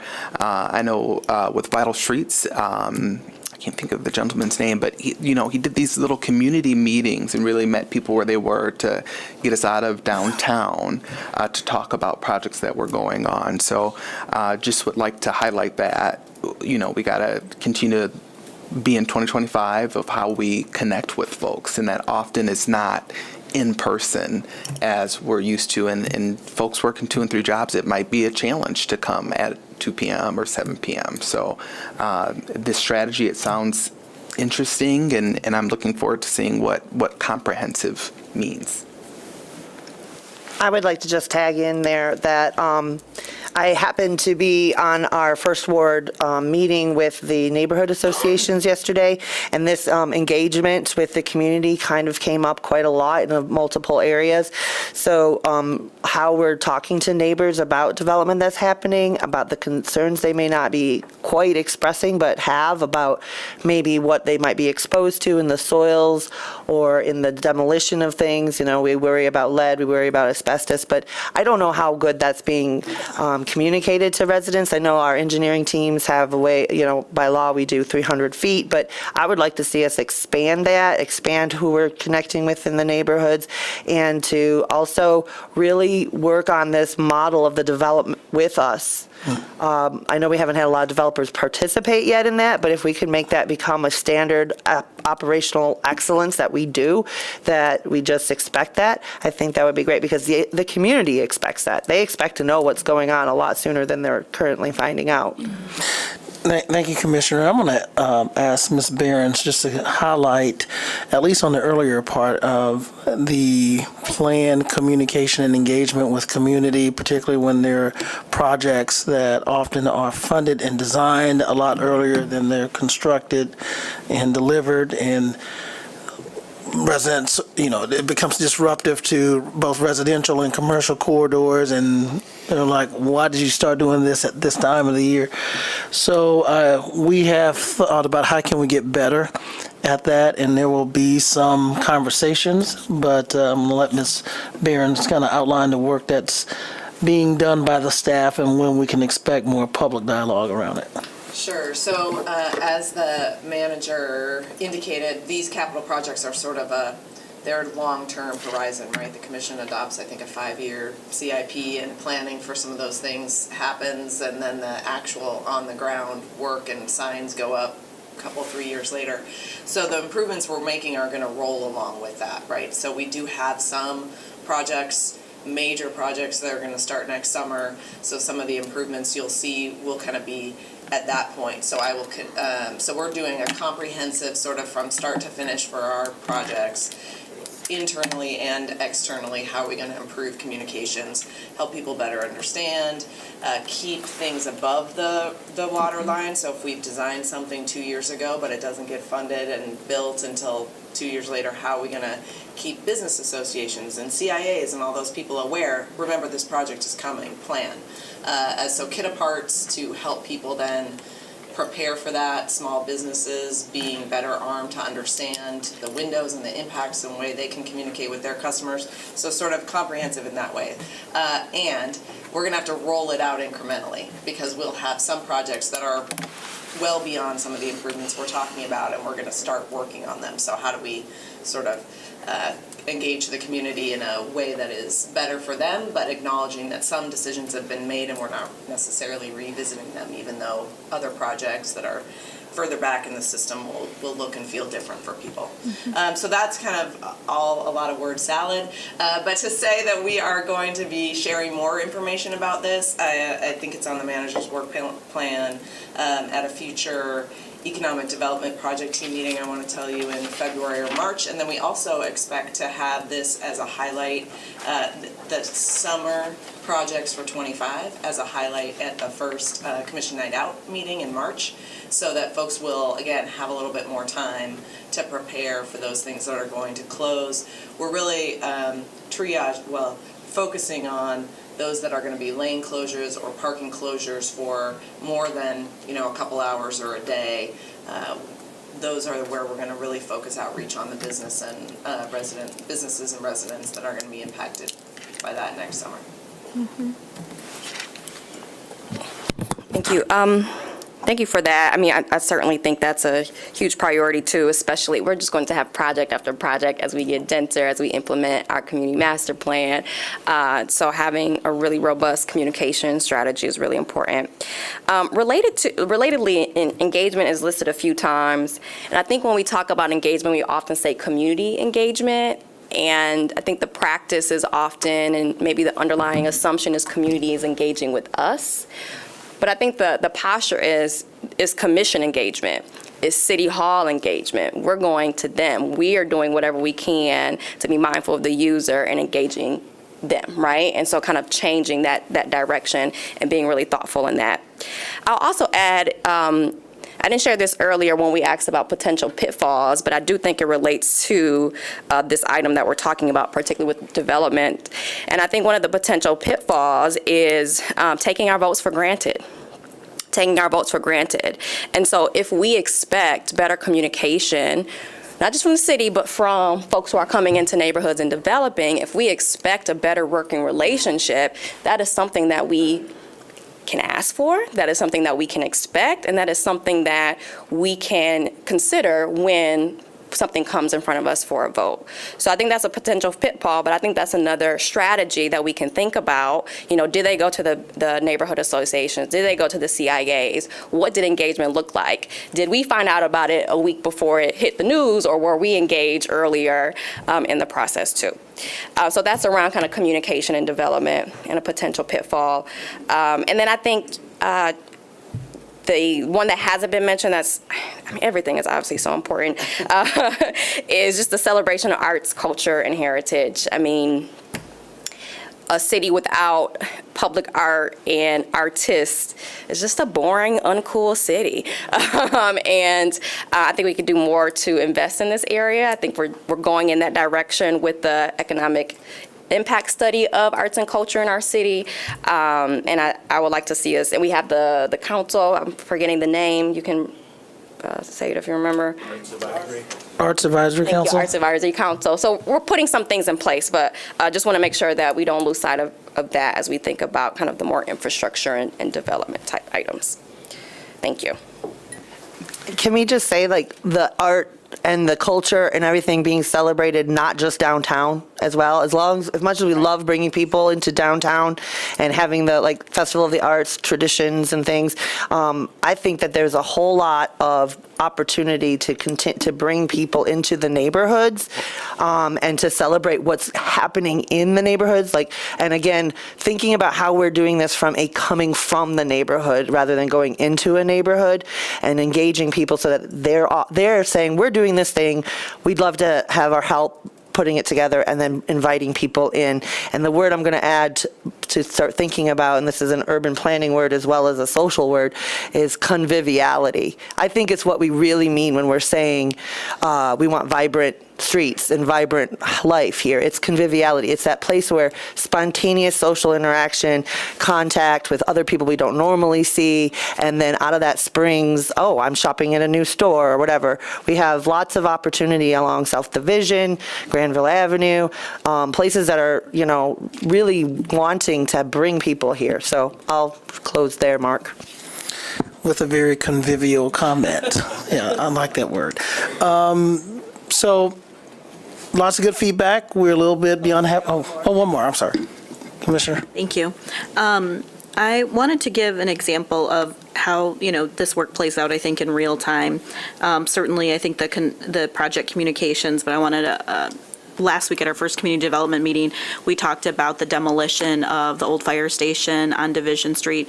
And, in that case, it was a demolition, but really, how do we communicate out to neighbors about something specific that is happening that they might not be aware of, right? So appreciate your feedback on that, Tim, of like how we could share that out into community. And so, I think when we think about it as it relates to the capital projects we have, that's also another piece there. And then certainly, I think the immigrant and refugee, just over the last couple of days, it's the first day that GRPS is back in school. And so I think there's a lot of feelings I know we probably all have gotten a lot of messages, and just really trying to understand how do we do things that really matter, and appreciate your comments.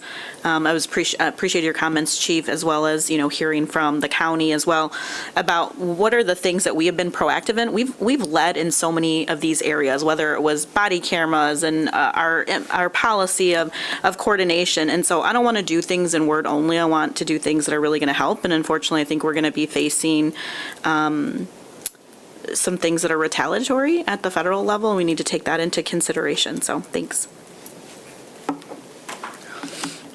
All right, lots of good feedback. I think it's break time. How much time do you guys want to take? 5 minutes? All right, let's 5 minutes.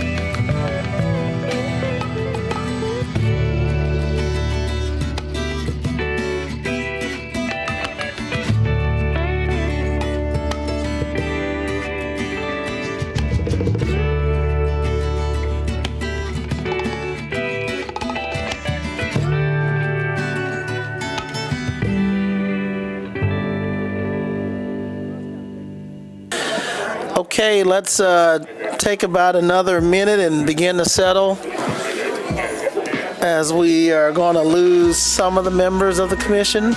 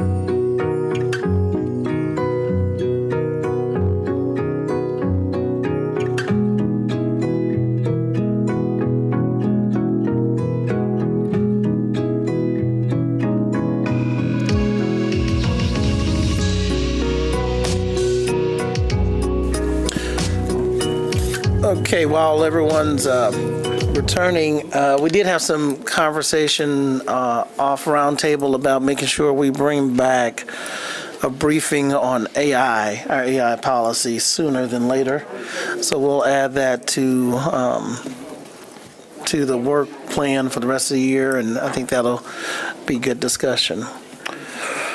Okay, I know we're going to lose Commissioner Robbins here shortly. He has to go, and I think he's prepared, though, just to share with us his thoughts on priorities from the rest of the document, if that's okay. Yeah, thanks, City Manager. Unfortunately, the reality of working a full-time job is sometimes things conflict, and I hate that, but that's what's happening this morning. So I did promise City Manager I'd just briefly before heading out do my top two from the rest. So health and environment, the deployment of solar at Butterworth Landfill, I'd love to see that be a continued priority as an infrastructure piece that I think will benefit the city in many ways, environmentally, fiscally, and then I would say tie between these next two. So continuing to work on our tree canopy goal. I think the data around public health and health outcomes when it comes to greenery is very clear, and I think that that's something the city can continue to contribute to meaningfully. Jumping to mobility, I'm going to say enhance connectivity of and maintain bike, pedestrian trails, and sidewalks throughout the city, and then reduce speeding and improve pedestrian and micromobility safety, which, as we've talked about too, also fits under the community safety bucket. And then for community safety, I think it's not listed expressly on here, but just staffing. I think getting back up to fully staffed, talking about what, as we grow as a city, what that maximum authorized number should look like, commensurate to the amount of people and activities we have in our city, is an important conversation. And then also not mentioned, but community policing model. I know I mentioned this last fall when we had this discussion. I think that has a lot of positive implications on things like the community police relations, crime prevention, violence reduction, and things like that. So those are going to be my two for that. So with that, enjoyed the discussion this morning, and hope everyone stays warm and stay safe. Thank you, Commissioner. Thank you for being here. And as the mayor said earlier, you are brief but effective. Yep. Thank you. Okay. So we'll go back to the top on health and environment. I would love to start. In terms of, I could plus one all of these, so I'd just like to highlight something I would like for us to get to, which is dashboards for some of these goals. I think it's just a best practice to be able to visualize things like, okay, 40%, that's wonderful, but what does 40% look like? Can we show the community what 40% of a canopy goal looks like? In addition, reducing, it's actually not in the, where is it? For the carbon, it's actually mobility of the community-wide carbon emissions, right? So I know they're all interconnected and related. But once again, that would be a really good use of a dashboard to show the community. And I'll wait until mobility to talk more about the carbon emissions. But I really think with some of our health and environment, we need more avenues for folks to feel connected to the work and to see it in a very simple, plain, and digestible way. Thank you, Commissioner. I'll just jump right in. One of my top two was the sustaining 100% municipal renewable energy and decreasing the reliance on the energy credits, as well as evaluating opportunities for the implementation of our climate action and adaptation plan through decarbonization strategies identified through healthy and zero carbon buildings, and then even looking at any new developments that may be coming online and how are we doing that proactively, making sure that we are being efficient in that and really trying to reduce some of the climate issues that we're dealing with. I mean, we are all seeing it even right now as people have traveled out of town and out of state to go to Florida into more snow. So the weather is changing, and I actually laughed at them, and I'm sorry, but no, I'm not. And just be real.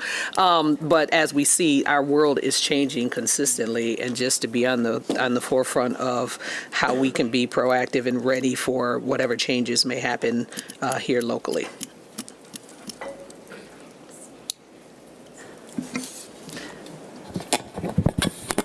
Okay, one that hasn't been mentioned today, was mentioned in November, and I think continues to be a priority, certainly of mine and many here, is in the second column, develop and implement strategies for improved waste diversion and operational efficiencies and materials management. Everything from the sustainability part, what's the future of that, to Bless you. Come on. to composting programs, to organics. I just would love to get further in that conversation about the future of waste diversion and materials management. I'll second that.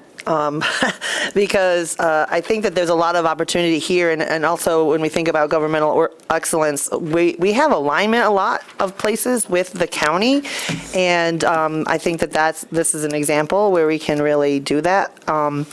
I also want to just, lift up what Marshall was saying, because I think that this whole conversation about how we're doing, what we're doing and why we're doing it needs to have metrics and needs to be shown. We need to be able, this goes back to our communication and how can we be more proactive. And the CAP is part of our, I think, really part of our strategic plan, and looking forward to seeing what comes out of that. I haven't had a chance to see those details all the way yet. And I would just like to throw out two things that could also go along with community safety and mobility here that also applies. And that is really looking at the trucks and how they are affecting our neighborhoods, both from a safety standpoint, but also from air pollution and stuff. And when we are talking about MDOT, working on the plan to redo 131, they're going to divide it into 2 phases. So it's going to be a long-term impact for all of my ward, but all of the city as well. And so how are we doing that and working with MDOT to maybe consider alternative plans? And lastly, maybe most importantly, also brought up by the neighborhood associations, was what happened with our Cleaner, Greener Grand Rapids initiatives and ordinances, and where do we stand on those, and what do we have to implement? So a couple things on the, I think we're planning for a materials management update in March. And I'm going to have to ask Ms. Wilkins, I thought we were bringing back the sustainability climate adaptation plan in March as well. So those will be 2 big March policy discussions. And since this is the second time I heard on the metrics, so we'll mid-year update in February, we'll come back and do a full performance report, both qualitatively and quantitatively on results. But the dashboard, I think that is a good point, because oftentimes we put something out there and we don't remind the community, or we don't we don't remind them as often where they can find the data. Lou, can you speak more about some of the actual metrics and performance dashboard? Yes, certainly, City Manager. That microphone was having feedback, so I wanted to spare you. So we do have on the website several dashboards. They typically are aligned with the high-level plans that we have. So there's a GRPD metrics dashboard, which has a lot of crime and safety data. And then there is a strategic plan dashboard that our performance management specialist has been working with departments on to make sure that we have valid, repeatable metrics that are aligned with the city's strategic plan. There's more work to be done. I think about 80% of our strategic plan metrics are published and updated regularly. And I'd be happy to share a link with you to make sure that you're able to navigate to that. There's a lot of good information out there, and we're working to make it better. Okay. And just to make it, I'm hearing an opportunity maybe to more frequently alert the public of where that data can be found would probably be helpful. Yeah, okay. Speaking of metrics, a few people mentioned it, and I'm a data gal myself. So I pulled out the metrics that were shared at last year's mid-year review. I think what's interesting, particularly when we talk about priorities, is where are we crushing it? Where are we ahead of schedule? Where are we doing well? And what might we need to put more attention and resources into? And I think the metrics help guide that. And so that's not integrated in this conversation, but I think it's an important consideration. Secondly, everything that some of the priorities that we've been talking about here today, last quarter, are not necessarily represented on the metrics page. So that leads just to a question of,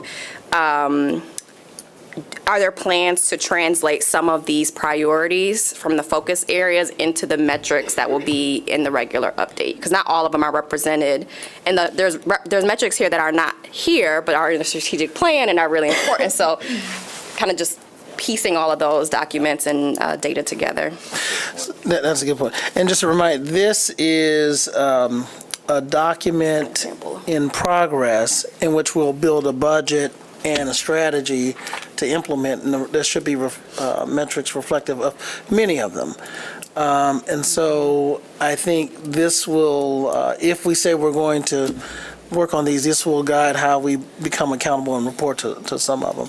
The others, I have to have the staff cross tab to see what's not included, but as we update the new strategic plan, and Mr. Matthews, you can remind me, when do we plan to bring that back to, I think in the fall is what we had talked about. I know we tentatively talked about having some of that in the budget process duly, but I think we'll have a better alignment of metrics then. We talked about doing that in October, which is typically when we do our initial look ahead for the next budget cycle, so that we can start to take some of the work that's done today, the work that's in the prioritization matrix, and then start aligning that for the next iteration of the strategic plan, because we're now at that point where we've got to do the next look ahead, as you mentioned, Mayor, for the next 5 years, and taking that into consideration as we start moving into the next budget. Right. So the adopted, whatever we approve as adopted priorities in the budget will also factor into what is revised into the strategic plan. Okay. I'll add the two that were mentioned, certainly the CAP and then the materials management. I think you had asked some of us last year the question on that. But I think also just getting an update about the lead hazard control pieces. I know we're back and forth with the state. I can't remember the last update about that, but that would probably be a good update for the general body. Thanks.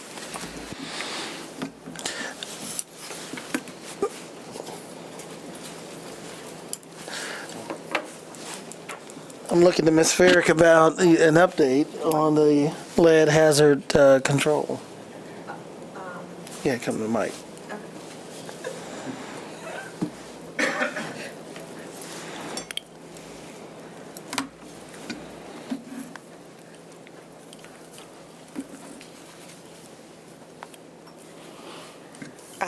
Were you talking about the ordinance implementation? Okay, sorry. When I heard lead hazard control, I thought maybe you were talking about the program itself. obviously, we're working on some legislation to try to get it through before the end of the legislative term, and it didn't make it across the finish line. So we're, going to have to start over with any legislative change that would allow that ordinance to be implemented. So I guess that's the update.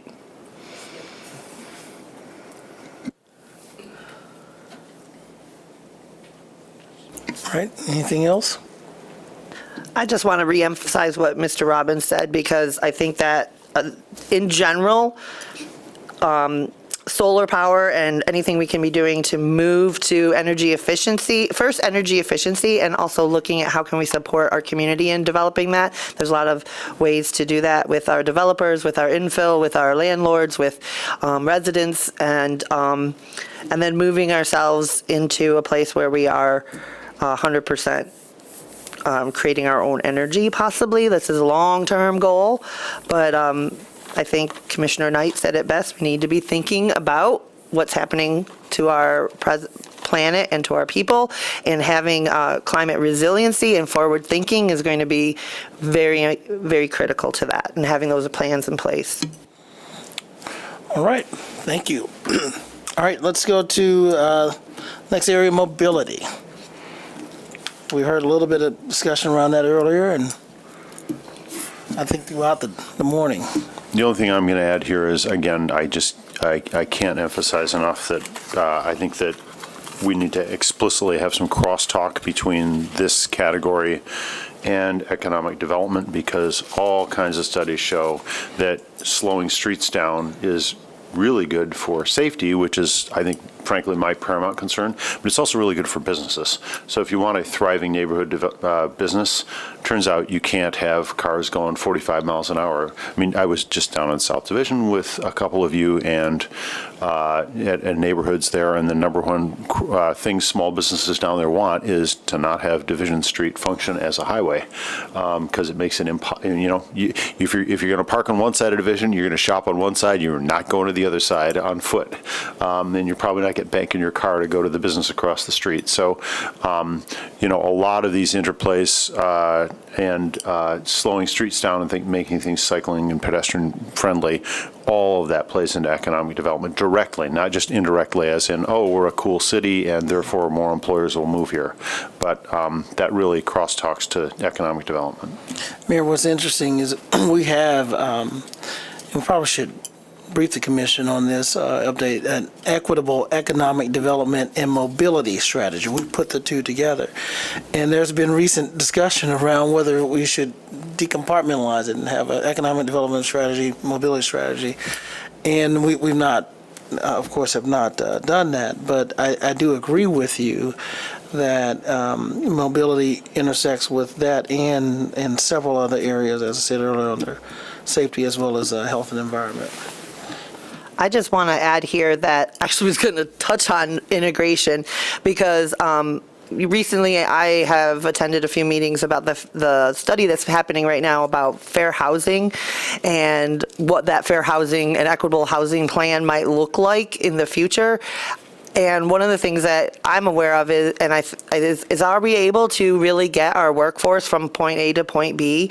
Not everybody, especially if we're pushing people to not want to have cars, ideally, then we need to also have places like easy on, easy off, not having to walk tons of miles, even though we love walking, right, Mayor? I was talking with someone yesterday who works at the Van Andel in the Crew kind of area, and then gets up off a bus on Bridge and doesn't always have buses because they're late at night. And then she has to walk up the big hill at Bridge and then the giant hill up to Mount Mercy. So that just was kind of blowing my mind. And I know that there are other people that also work security jobs and things, and they don't have the transportation that they need in the evening, late at night. So where do the routes go? Where do they line up with where people are trying to go? And I know we're not in charge of the Rapid, that's a separate entity, but we have the Dash, and that maybe there's that opportunity to expand that. And again, how can we, just thinking bigger, dreaming bigger. Yeah. Thank you, Commissioner. We've had a lot of conversation about that first mile, last mile opportunity for users, and have been talking to the Dash about their routes. We were in a meeting, was it last week? And now, I believe our mayor is on the, I'm talking the Rapid, I'm sorry. I mean with the Rapid last week, and the mayor is now a board member of the Rapid. And so we'll continue to focus on that. Is there any new developments, Ms. Smith, that you find helpful? Thank you, Mr. Manager. We have a lot of work going on around the questions that you all are asking about connecting things and how transportation is really that lifeblood of your community that helps people get to those jobs, get to their housing, and that kind of thing. The biggest issue that you face in Grand Rapids is funding and labor resources, and that's not just at the city level. We are finding that it's in the industry in general, in design and construction, there is a strain on that labor. There's just more work than there are people to do the jobs, and you have that both with your city staff. There's more work than we have folks to do the work, and then out in your community, there's more work to be built than there are contractors to do the work. So those bigger plans, though, when you're talking about transportation planning in the city as a whole, that work is being done here with a combination of your departments between engineering, planning, and mobile GR. So I hope that helps. Continuing to be involved with our regional strategic transportation planning, that's one of your focus areas under mobility. That is really going to help. So at the county, at the Rapid, and also with your Grand Valley Metro Council, that's your regional MPO or Metropolitan Planning Organization that deals with all federal transportation planning and funding that comes to this area for surface transportation. So that anything that moves on the ground, that's where that funding is coming from. So that's where we're headed, and that's why in your mobility section, that's one of the main priorities. It's an overarching look at what is our blueprint for mobility for Grand Rapids.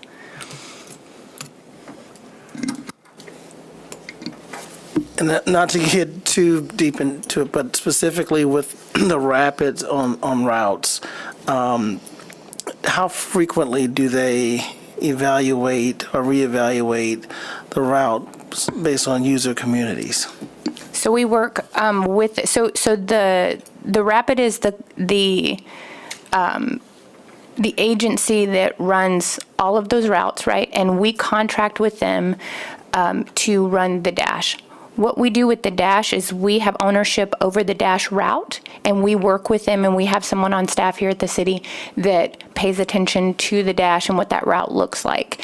It just recently underwent a route update, and we are in the first full year of seeing that route 7 days a week, and we're getting ready to come back to the Mobile GR Commission and give that update on what that looked like and what those numbers look like in that data.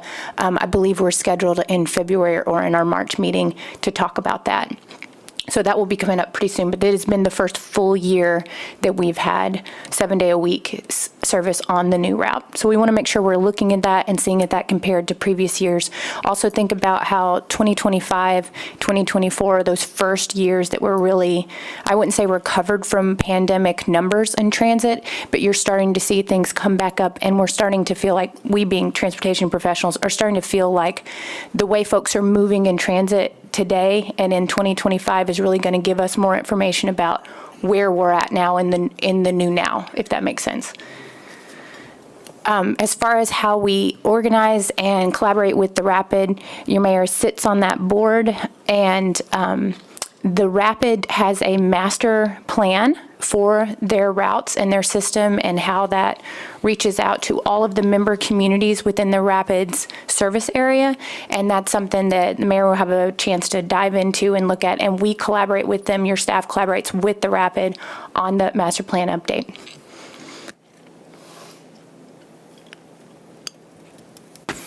All right, any other feedback?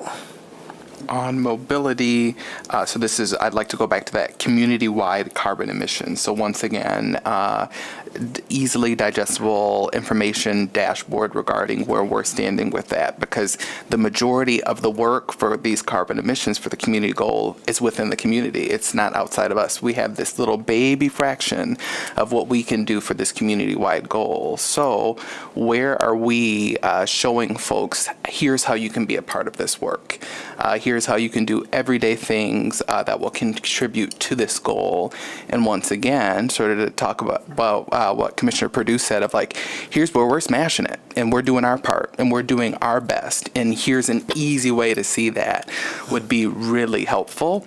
But I think we really are going to have to, if we want to actually meet the goal and not just have a goal, we're going to have to connect with the community on how they do their part. Because we have, like I said, it's like, if you want to say 100%, we're less than 10% of how we get to this goal. So yeah, that's my highlight. There's one. And then also I see continue implementation of parking rate competitiveness framework. We just raised out, was it 10%? Our parking rates by 10%? Is that correct? Is that a correct figure? I don't remember the exact percentage. I know we raised special event parking by a certain dollar amount. I don't know. Yeah. Because of percentage. I think the highlight of what I'm trying to highlight here is, making sure that, yes, we want to be competitive. Yes, we want to generate revenue, but also understanding that people, it's a hard market in a rough economy for the average person, and certainly folks within the third ward. So it'd be helpful if we are not if we find a price that is within the middle, that both helps revenue generation and is not too, it doesn't create too much of a burden on the consumer. Those are my two. If I can push back a little bit, Commissioner Kilgore, one of the really useful things about raising parking rates is you make parking more available. We can't really change the law of supply and demand. It is a law. We can try ignoring it. We can try ignoring gravity. That's probably not going to work well either. So you can't have infinite parking and free parking. Those two things are competing objectives. So if you want to have available parking downtown, one of the ways you do that is you make people pay for it who are willing to, and then maybe they move. So there are people who park downtown who just feed a meter all day long because that's the rational choice to make. Well, then that means that parking space is completely unavailable for anybody who wants to come downtown and do 10 minutes worth of shopping. So it's not, I don't think of our parking rates as something we're using to generate revenue. I think of the parking rate discussion as completely interconnected to availability. So we're not trying to like make money off of our citizens. What we're trying to do is strike the right balance of how much parking we actually have available. So I don't think that rates are a complete negative. I think it's a supply-demand issue. But I hear you, but my concern still stands of making sure we just had a 10% increase. So whether it's supply and demand, whether it's creating revenue, how can the average person feel as though they can park, right? Sure. And then all of this is interconnected. If we continue with connectivity and a pedestrian forward city, then maybe less folks will be driving and need to park. But we do have to be realistic, and continuous to raise this just is not making sense to me. So let me take a geeky minute here, folks, because there is when we're talking about carbon emissions, and we're also, top of my mind is tailpipe emissions, because when we're talking about urban pollution, one of the last frontiers ultimately is internal combustion engine byproducts. And so if we actually want to get air cleaner in our city, a way to do that is going to be making a world in which driving EVs is actually possible and a whole lot easier. And I think we're frankly a couple generations behind where we could and should be there. Now, just so to be clear here, my personal position is they don't need subsidies. It's simply better technology. So I'm not talking about subsidizing EVs. I'm talking about making charging available. We don't subsidize our internal combustion engines with gas stations. We just make them available so people can actually use internal combustion engines. We need to have that kind of mindset on charging station infrastructure. And the geeky moment here is I'm not talking about 220-volt chargers. Those are useful when you're asleep. So they're useful in your driveway. What I'm talking about is whether or not we have fast charging options available in the metro area, and right now we have 0 inside the city limits. Briefly, if we were in a world with 50% EV adoption, you figure we got 200,000 people in the town, so we got about 200,000 cars probably. Say you were modeling for a world with 100,000 EVs. The average EV user uses a fast charging station about 3 times a month. So then you're talking about 300,000 charging events. I'm not going to bore you by drilling it all down, but it doesn't turn out you need that many charging stations. So if you actually had 10 stations around the city with 10 connecting points at each one, you would actually completely facilitate a 50% EV world in Grand Rapids. So back to Kelsey, Commissioner Perdue's point about metrics, like if we want to talk about EV adoption, we need to do some basic math, set some goals, set some timelines, and then say how much would it cost. And if we can't afford it, let's not, then we can have that conversation. But we don't want to be building, horse and buggy technology for tomorrow's world. And a lot of the conversation I've seen from the government seems to lag behind where industry is. So we're getting, funding for things that would have been nice 3 years ago if you were driving in a Volt with or a Leaf with 80 miles of charge, 80 miles of range. But that's not the world we're in. So I think if we're going to have this conversation, I think it's an opportunity for us to be smart, but also clean up our air. Yeah, we do need better EV infrastructure. Michigan just got millions of dollars to support that. City manager, is any of that coming to Grand Rapids? I'm going to ask staff. I know that we've got our own federal award here recently. Ms. Smith, are you aware of any state funding? Right. So the what you're talking about is the CFI NEVI grant. So that's the National Electrification Vehicle Infrastructure, and the CFI is has to do with community infrastructure around EVs. So you're right on it. That's just the funding mechanism. So we were awarded $1.5 million here in the city of Grand Rapids. It's like 1.4 and some change. And it was due to a grant that your city staff put together, very competitive. We're really excited. It was our third shot at that. So third time around we did that. And that is to help expand the car share program that has just been deployed last fall out into your areas, your neighborhoods of focus. And it would do 8 additional locations to help expand, and it would double the size of the car share program right now, which is one of the efforts to get at that first mile, last mile issue and folks that are those 0 vehicle households. There is an executive order out right now that has paused so that the president can take a look at what's at all of those different funding programs, and that's one of the funding programs they're taking a look at. So just know that even though we were awarded that grant, there's a pause right now on issuing those grants, so we don't have next steps yet. Thank you. And can I follow up? Of the EV chargers that we put in as part of that program, and I think in some of our parking lots downtown, are any of them fast chargers? No, and that's a whole different conversation about where you choose to put fast chargers and what we have which is level 2 chargers in your charging infrastructure network. It's a pretty big conversation. But just from a magnitude of investment, how much does the charger that we're using for a car share program cost versus a fast charger? There's a range, so you can look at $25,000 to $50,000 for a dual head EV level 2 charger, and you got to remember we are also having to establish an area and install and maintain and all those things that go in there. Fast chargers can cost us upwards of 5 to 10 times that. So it's quite a big difference in cost, kind of bang for your buck. So when we look at the neighborhood car share, we're looking at charging cars that are average right now. They're being rented about 11 hours a day. So it's a good opportunity to have something that can take a little extra time to charge, and it doesn't need to be that quick 20-minute full charge like the mayor was chatting about earlier for some of your more long distance travel. So looking at that more closely, community travel and how we can provide that infrastructure, but also do it in a way where we can provide more of it in more of those neighborhoods of focus with the dollar amount that we have on hand. So I'll just weigh in here. This is a little bit like the conversation about housing, right? That it's a both and. We want market rate and we want affordable housing. So it's not like we don't want different charging options, and a lot of them depend on what part of the system you're trying to feed into. But it is also true that there is a massive difference between how many people you can have use a fast charger. So fast chargers can be used by thousands of people a day.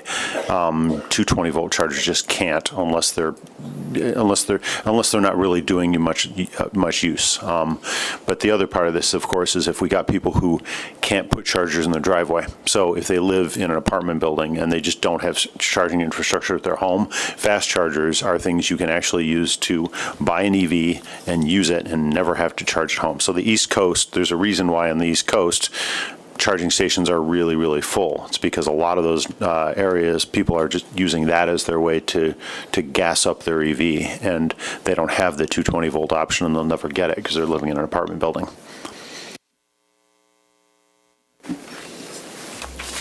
Just add my thoughts on this area. I think we talked earlier about like what can we do right now and what is obviously takes some time in implementation.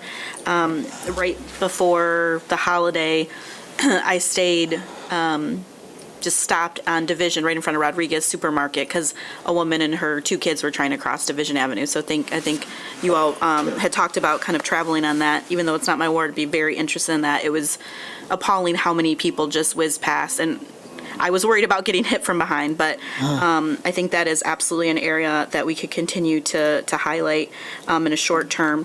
I would say one of the number one issues that I continue to have into my office is around speeding, reducing speed. I do agree with the sentiments, we talked about this before, Mayor, around, slowing down into our business districts. How can we get people to stop, get them to say, you know what, I can pull over and go to these couple of businesses. And then, thank you, Ms. Smith, my question was around the car share program and just to see how that has been going. I know some folks I haven't been able to use it. I think my husband signed up for it, but it's on our list of, we want to try it out and to see what the experience has been for individuals. So that's great to hear, and I hope that pause gets lifted. The other thing I'll mention, which is somewhat mobility, but also into the world of sustainability, and I don't know, this may be paused too with the new federal administration, but the Greenhouse Gas Reduction Act dollars that flowed from the IRA are flowing into organizations, other CDFIs, will be vying for these dollars here in the state. So how can we help support our business corridors as they look towards more electrification for their fleets or for their equipment inside their building spaces? So I think that's something to also kind of monitor. And yeah, that one might be paused too, but hopefully those will be lifted to show the impact in the business sector. Thanks. So let me just say for the record that our current director is a rock star. She's great. So I'm not, and so not. I don't want anybody to think that I'm. It's really. I'm so glad you're here, Jessica. So it's like really great to have you completely focused on this stuff. Really, really knowledgeable. So now I'm going to say stuff that she may or may not want to push back on later. But I think it's worth saying it out loud because we're all here, right? We're having a retreat. So. I think that there is a bunch of low-hanging fruit we can do on traffic slowing and on pedestrian safety. And some of it's, so the short term and there's long term. Long term, I guess, maybe because it's going to be money constrained, I would do it tomorrow if we could and if we had the will in this commission, would be something like 1,000 fast, instant, slap-a-button pedestrian crosswalks where the lights go flashing like down at Mary Free Bed. I think that that's something where we need a critical mass of those in the community so people get used to thinking that when they see a pedestrian, they have to stop. And those are my grumpy line about zebra crossings. What do you call them in America? The standard pedestrian crossing striping on a sidewalk, it always looks like this must be some symbol from a vanished civilization because no drivers actually act like these things are on the road. No driver when they see a crosswalk actually stops for a pedestrian. At least they don't stop for me. Those look like, would you like to kill yourself here? When I cross Wealthy Street, I was like, here's an opportunity to get run over by a car. If you'd like to use these white lines, we can help you do that. Flashing lights, people actually stop for. So I would really like to see as many of those in place as possible, and I think it's a critical mass thing or a tipping point thing. So I think if we have a few of them around town, they're effective. If we have a lot of them around town, we can have a cultural shift where cars get used to looking for pedestrians and those flashing lights really help them get the point. So I think that's really, really urgent, but it may take longer because they're not free. They have electricity, they take installation, all that. What is a whole lot cheaper is thinking about reprogramming our traffic lights into four-way stop flashers. That's just a programming issue. Now think about, I don't know how many of you guys drove up Division to get here, but Division right now is there's a whole bunch by the library and by Civic Theater. There's a whole bunch of lights that are just flashing right now. They used to be timed lights, now they're all four-way stops. The world didn't end, where there's not huge backups of traffic on South Division or on North Division. People are cycling through those intersections just fine. Now, the advantage of a four-way stop is no one's ever tried to run me over at a four-way stop when I was walking. People instinctively defer to pedestrians at four-way stops in a way they don't at timed lights. The other thing is, I have never tried to speed up to beat a four-way stop. It's not a thing.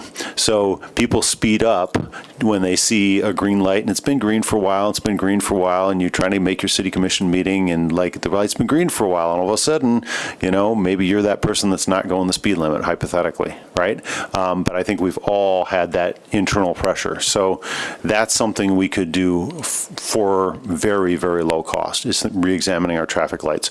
We all grew up with the idea that maybe if you come home for vacation and it's 2 a.m, the light will be flashing. There's a lot more hours in the day when those lights could be productively four-way stops instead of timed lights. And so I'd love to have that conversation. The other thing is we could put in more four-way intersections. They cost a piece of red metal. And making four-way stops, again, way cheaper than a roundabout, doesn't involve a whole lot of complicated planning, way cheaper than a speed bump, way less invasive than a speed bump. I get car sick on speed bumps. Everybody likes them on somebody else's street, on their own streets, and nobody likes them on the other streets around. So four-way stops have a lot of good a lot of positive characteristics. The last thing I want to suggest is we have culturally used what I like to call speed shamers, those boxes that tell you when you're going too fast. We put those on construction sites. We could put those on problematic streets until they stop being problematic streets. So if you're driving down Burton and there's a light that says you're going too fast, it doesn't just tell you you're going too fast. It tells your mom, who's the car behind you, that you're going too fast. It tells your neighbors you're going too fast. So that's why I like to call them speed shamers. Everybody who sees that box sees that you're speeding, not just you. And so I'm convinced that those are a very effective and fairly affordable. They got little solar panels on top of them. They're not that hard to install. There's a defined cost, but I would love to see those things on the streets that drive us all nuts. And every ward's got one, or 2, or 3, or 4, and we all know what they are. I've got a constituent meeting coming up soon about this, and Commissioner Perdue highlighted to these constituents that there's a way that you sort of report. There's this process, and I think that's what I would like to highlight in terms of speed of where is that? Is this easily? Is that easily located for folks? Is that process, once again, accessible for folks to easily know? Like, I would like to report this street for being, for people constantly speeding. And then to your point, Mayor, I would like to see how some of your ideas fit into the Vital Streets plan, because we have a lot of plans for making streets different, roundabouts and things. But yeah, I would like to know if we can make that more accessible, that reporting link. Sounds like there's a lot of interest in pedestrian traffic safety, and we have historically kept that conversation either at Mobile GR or Public Safety Committee, and like we've talked about radars, we've talked about bike safety, we've talked about truck routes. I heard Commissioner Belshak mention that earlier. Seems like I don't recall a committee of the whole discussion that we've had on traffic safety in recent time. And so that may be something that we tee up more robustly sooner than later, especially if we are going thinking about more stop signs. Boy, no, I'm just kidding. but we should talk about that from a philosophical perspective. And I'd just like to add to this that we didn't really talk about this, but it is also important. I think when we're talking about our strategic city planning and our master plan, we have these big infrastructure developments like the amphitheater and the soccer stadium and other things going on, and pedestrian concerns, public safety concerns, the planning and the resource planning around these things, the enforcement abilities of just so many things, right? We have a lot of interconnectedness there that we got to remember to bring in. And it's also true, I'm sorry if I can interrupt, Mr. Manager, but these things are being thought about by city staff, right? It's not like Chief Winstrom isn't thinking about the fact that we're about to have an amphitheater and we're about to have a lot of parking pressures. But the more we can talk about these in public so the community knows that we're thinking about the stuff that's being thought about, the more we're going to have to not deal with questions that presume that we haven't thought about this in public contexts. I'm just going to, before I know we heard from Ms. Smith, just to see our city engineer has been quiet. Do you have anything you would like to add as we punctuate this conversation? I personally am not a fan of stop signs, but no. In reality, just on that note, then that does conflict or compete a little bit with your carbon reduction goals as well. And so that's just all part of the process of balancing that. But certainly a lot of the themes you're hitting on, I think, are part of Vital Streets plan, Vital Streets guidelines in terms of trying to encourage slower speeds, reducing the cross-section, narrowing the streets, also reducing the crosswalks so that you're reducing the conflict area of where pedestrians interact with car traffic. And so a lot of that is what we're implementing right now and certainly looking to do more of. But I think that that touches and is, I think, in line with some of what you're saying. That being said, if you don't like stop signs, I hate bulb outs because I'm a cyclist, and those are like death opportunities. Like, oh, you can ride safely down this block. Now we're going to throw you out in the middle of traffic at this intersection. Intersections are where bad things happen, and so having pedestrians having the opportunity to cross not at an intersection would be great. Raising up some of our intersections. Right now, we ask pedestrians to go down into danger. It's the number one place people slip and fall because we get frozen puddles when we have all these curb cuts look great, but they're also where you get frozen puddles and people slip and fall. So reimagining some of our street design is something we got to keep having conversation about. And if you win the fight on some stop signs, I can live with that. I don't intend to have you win on all of them, but I also think that the speed bump conversation, there are ways to do them better than we've done. The bulb out. So I think it's possible to make things safer for pedestrians without making things more dangerous for bikes. This has certainly been a convivial topic there. And Ms. Behrens wants to share some thoughts as well. Lots of interest. Sure, just maybe to weave a couple of different threads together. As this conversation has highlighted, monkeying with the transportation system and our street system and our street grid is probably one of the things the commission hears about the most. Sure. And as I boil it down for the manager frequently, there's very little we can do in the road network that doesn't make driving more inconvenient for drivers.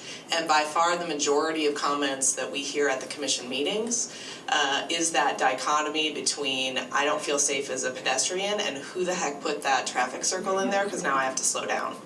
And what we are hearing by and large in the capital improvement project pushback and the reason we engaged on the increased community engagement is that every one of these new rebuild projects is a trade-off between what we offer in the right-of-way now and what we're trying to do to meet a variety of these objectives particularly around non-driver safety.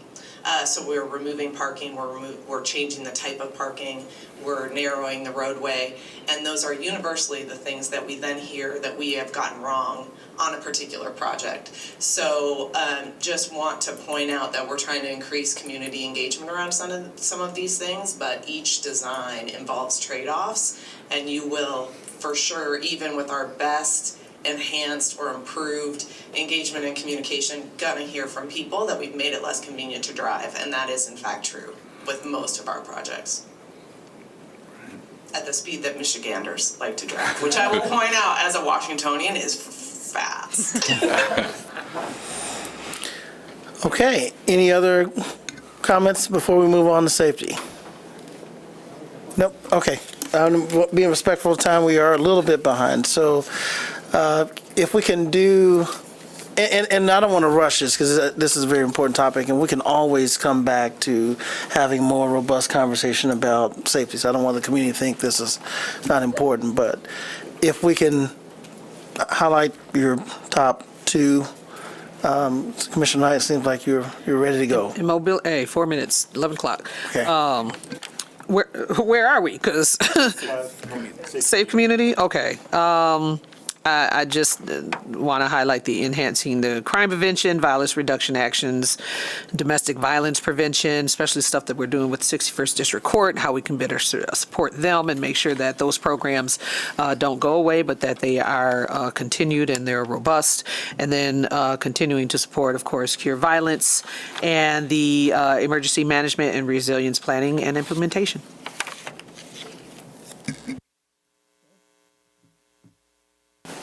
I'll just add, this has been one of my main ones for the last couple of years, but the continued, I think two things, continued investment in the co-response model. I think we've, again, I think sometimes people aren't aware of what we're doing in that regard, so it might need some more communication, but looking at ways to even, enhance that. And then continued support, we just voted on that, but continued support for domestic violence survivors, their families, just the trauma that they go through. So those would be my two priorities. So I think my two things are not actually on this list. And one is crime justice core, and that is, I think it's worth stating that a priority for us has to be to drive to equal application of our justice system. I think that's got to be a priority we name and we keep coming back to, so that we're not treating people differently based on their income level or the color of their skin or any other indicator that's not related to what act are they doing. The other thing is, and this circles back to the cold weather outside. I think it's worth us having a long-range goal and conversation around gathering spaces in our community. So think like senior drop-in centers. Well, we don't have those for everyone in our community, and I think we should be thinking about a community where we don't just have a fire station geographically present to every bit of our community, but we also have a community gathering space that's an actual resource for the community, and that can serve a number of functions. One is it can be a place to not freeze to death. Another is it can be a third space, but I can afford to use a coffee house as a third space. I can afford to meet Commissioner Valchek at a coffee house, but the throwdown for that's $12. So people in the community, people should be able to gather without having to necessarily do it at a business. And I think that some of our schools are potential resources there. Our fire station facilities are potential resources, but we should be thinking about other resources. And if the resources are out in the community, we've got them identified, that's great. But sometimes it's government's job to fill the gaps. And I do think that that's a safety-related question. And then I think that safety and healthy community talk to each other, right? Like sometimes when you get into safety issues, it's because your healthy community mechanisms have failed. And so there's a continuum there that we should name and keep focusing on.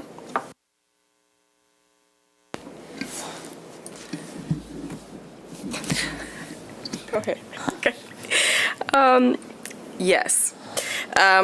Crime prevention is a key critical strategy for a safe community. So kind of that first column around crime prevention and violence reduction, supporting cure violence, and I will also add youth programming. That's not explicitly stated there. So that's one, and then if I had to just pick a second one of what's already listed here is certainly improve that co-response model. And then I'll just also, I appreciate, Mayor, your comments around both third spaces and equal application. I think that's really important. And we play a critical role in entering that system. And so it's important that we do that fair and well and equal across the board. And then under emergency management and resilience planning and implementation, I would just also add, I think we think about severe weather, and severe weather or just kind of some mass event or technology failure, but I will also add the idea of community trauma. This community has gone through some traumatic events together, whether that's citywide or within a neighborhood after violence, for example. And so I would like us to think about what does our emergency response look like when something really bad happens that impacts the emotional state of our residents. I'm really glad you went because that ties into what a little bit I'm saying too. So Mr. Robbins brought up staffing. This is a great place to remember that in order to improve our co-response models, we really do need to increase our staffing in that area and the funding for that. I know that's always a challenge, but the community wants the mental health services. They want the social workers. We want to have ununiformed people as well as uniformed people responding. And then when we're talking about this community trauma idea, I think that having resources and maybe, facilities where people can go and receive assistance, and maybe then connect through 180 and other places. I think that's a great place. And also, I think we need to think about our role as a city and as commissioners, and also back to our communication plan and being proactive about how we're reaching out. And I just want to highlight for half a second the great work that our current police chief is doing in that regard and reaching out to some communities that have experienced some of those traumatic events. But I think that there are opportunities for broader scope of what and when and how that looks. +1 to Commissioner Robbins' community policing model, more focus on that, and also improving co-response models as well. Can I throw in here, guys? This is not the last time you're going to hear me cite Halifax, Nova Scotia, and things they're doing there, because I go there once in a while, and it's about our size, so it's an interesting, comparable city. One thing they did there, which is really cool, is they have a voluntary list that you can put yourself on. It's a vulnerable persons list.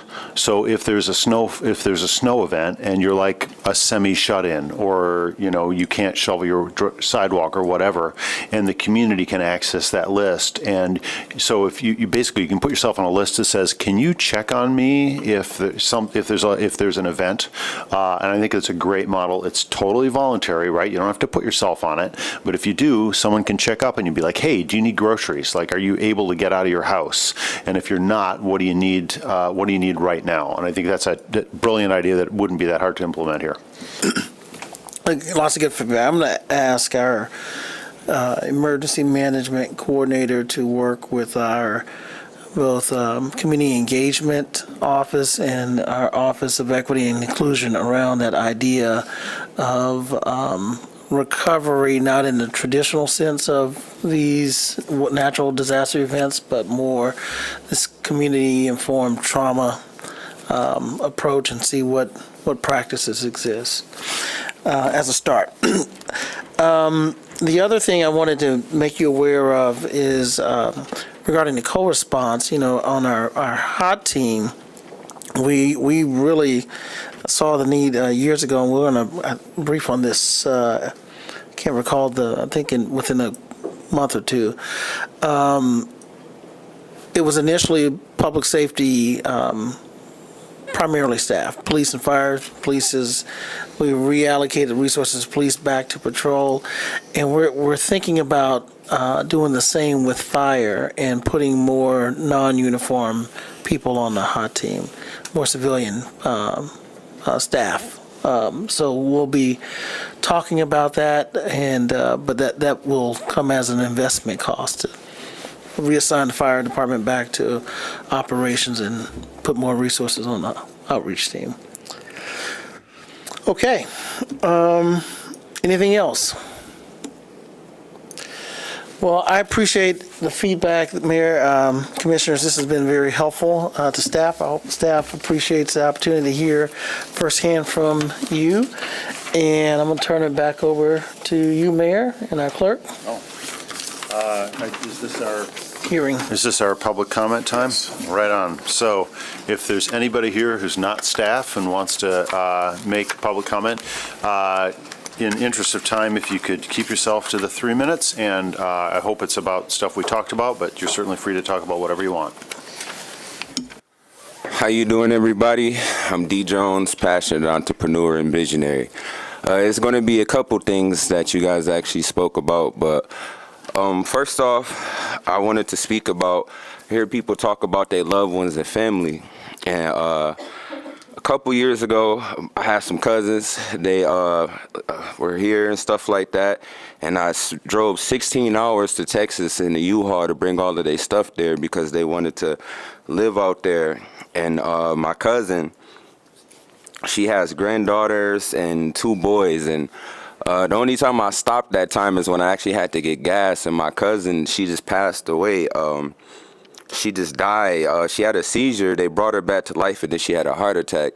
And so I'm not asking for sympathy from my local government. I'm asking for help to get people out of poverty, out of struggle, because I can be there and give my family all the love and everything that I can.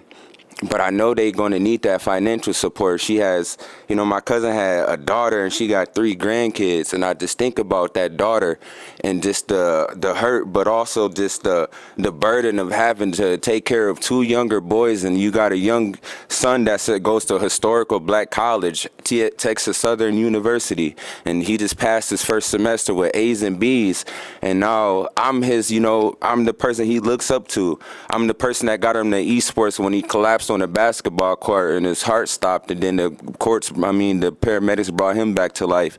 And now I'm here as the leader that's trying to help with these esports initiatives, because my cousin is now on the esports team. He's actually the captain of the NBA 2K team, and both of those young boys I was the only person out of their cousins that they called because they know that I love them, and I'll do anything for my family in this city to get kids and youth and people out of poverty, the next generation.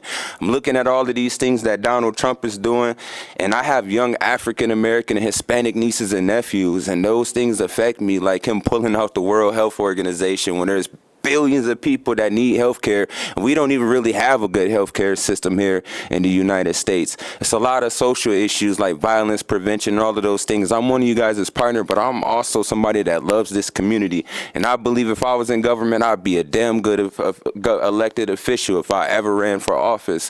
So I'm not here to ask you guys for sympathy for the loved ones, because I'm just asking you guys here, if you guys have resources, if you guys have connections, people that can help me get this energy drink, the stuff that I'm trying to do to get people out of poverty. I'm not here to BS people. You guys know I'm not a BSer. I'm not fake. I'm really genuine. I'm never acting out of character. I am who I am. I don't care who anybody, I'm not going to say I don't care who anybody is, but I don't care what anybody thinks about me when I'm being true to myself and honest and genuine to my community. So I'm not asking you guys for sympathy. I'm asking you to help get the next generation out of poverty. Thank you. Thank you, Mr. Jones. Seeing no one else, this meeting is adjourned.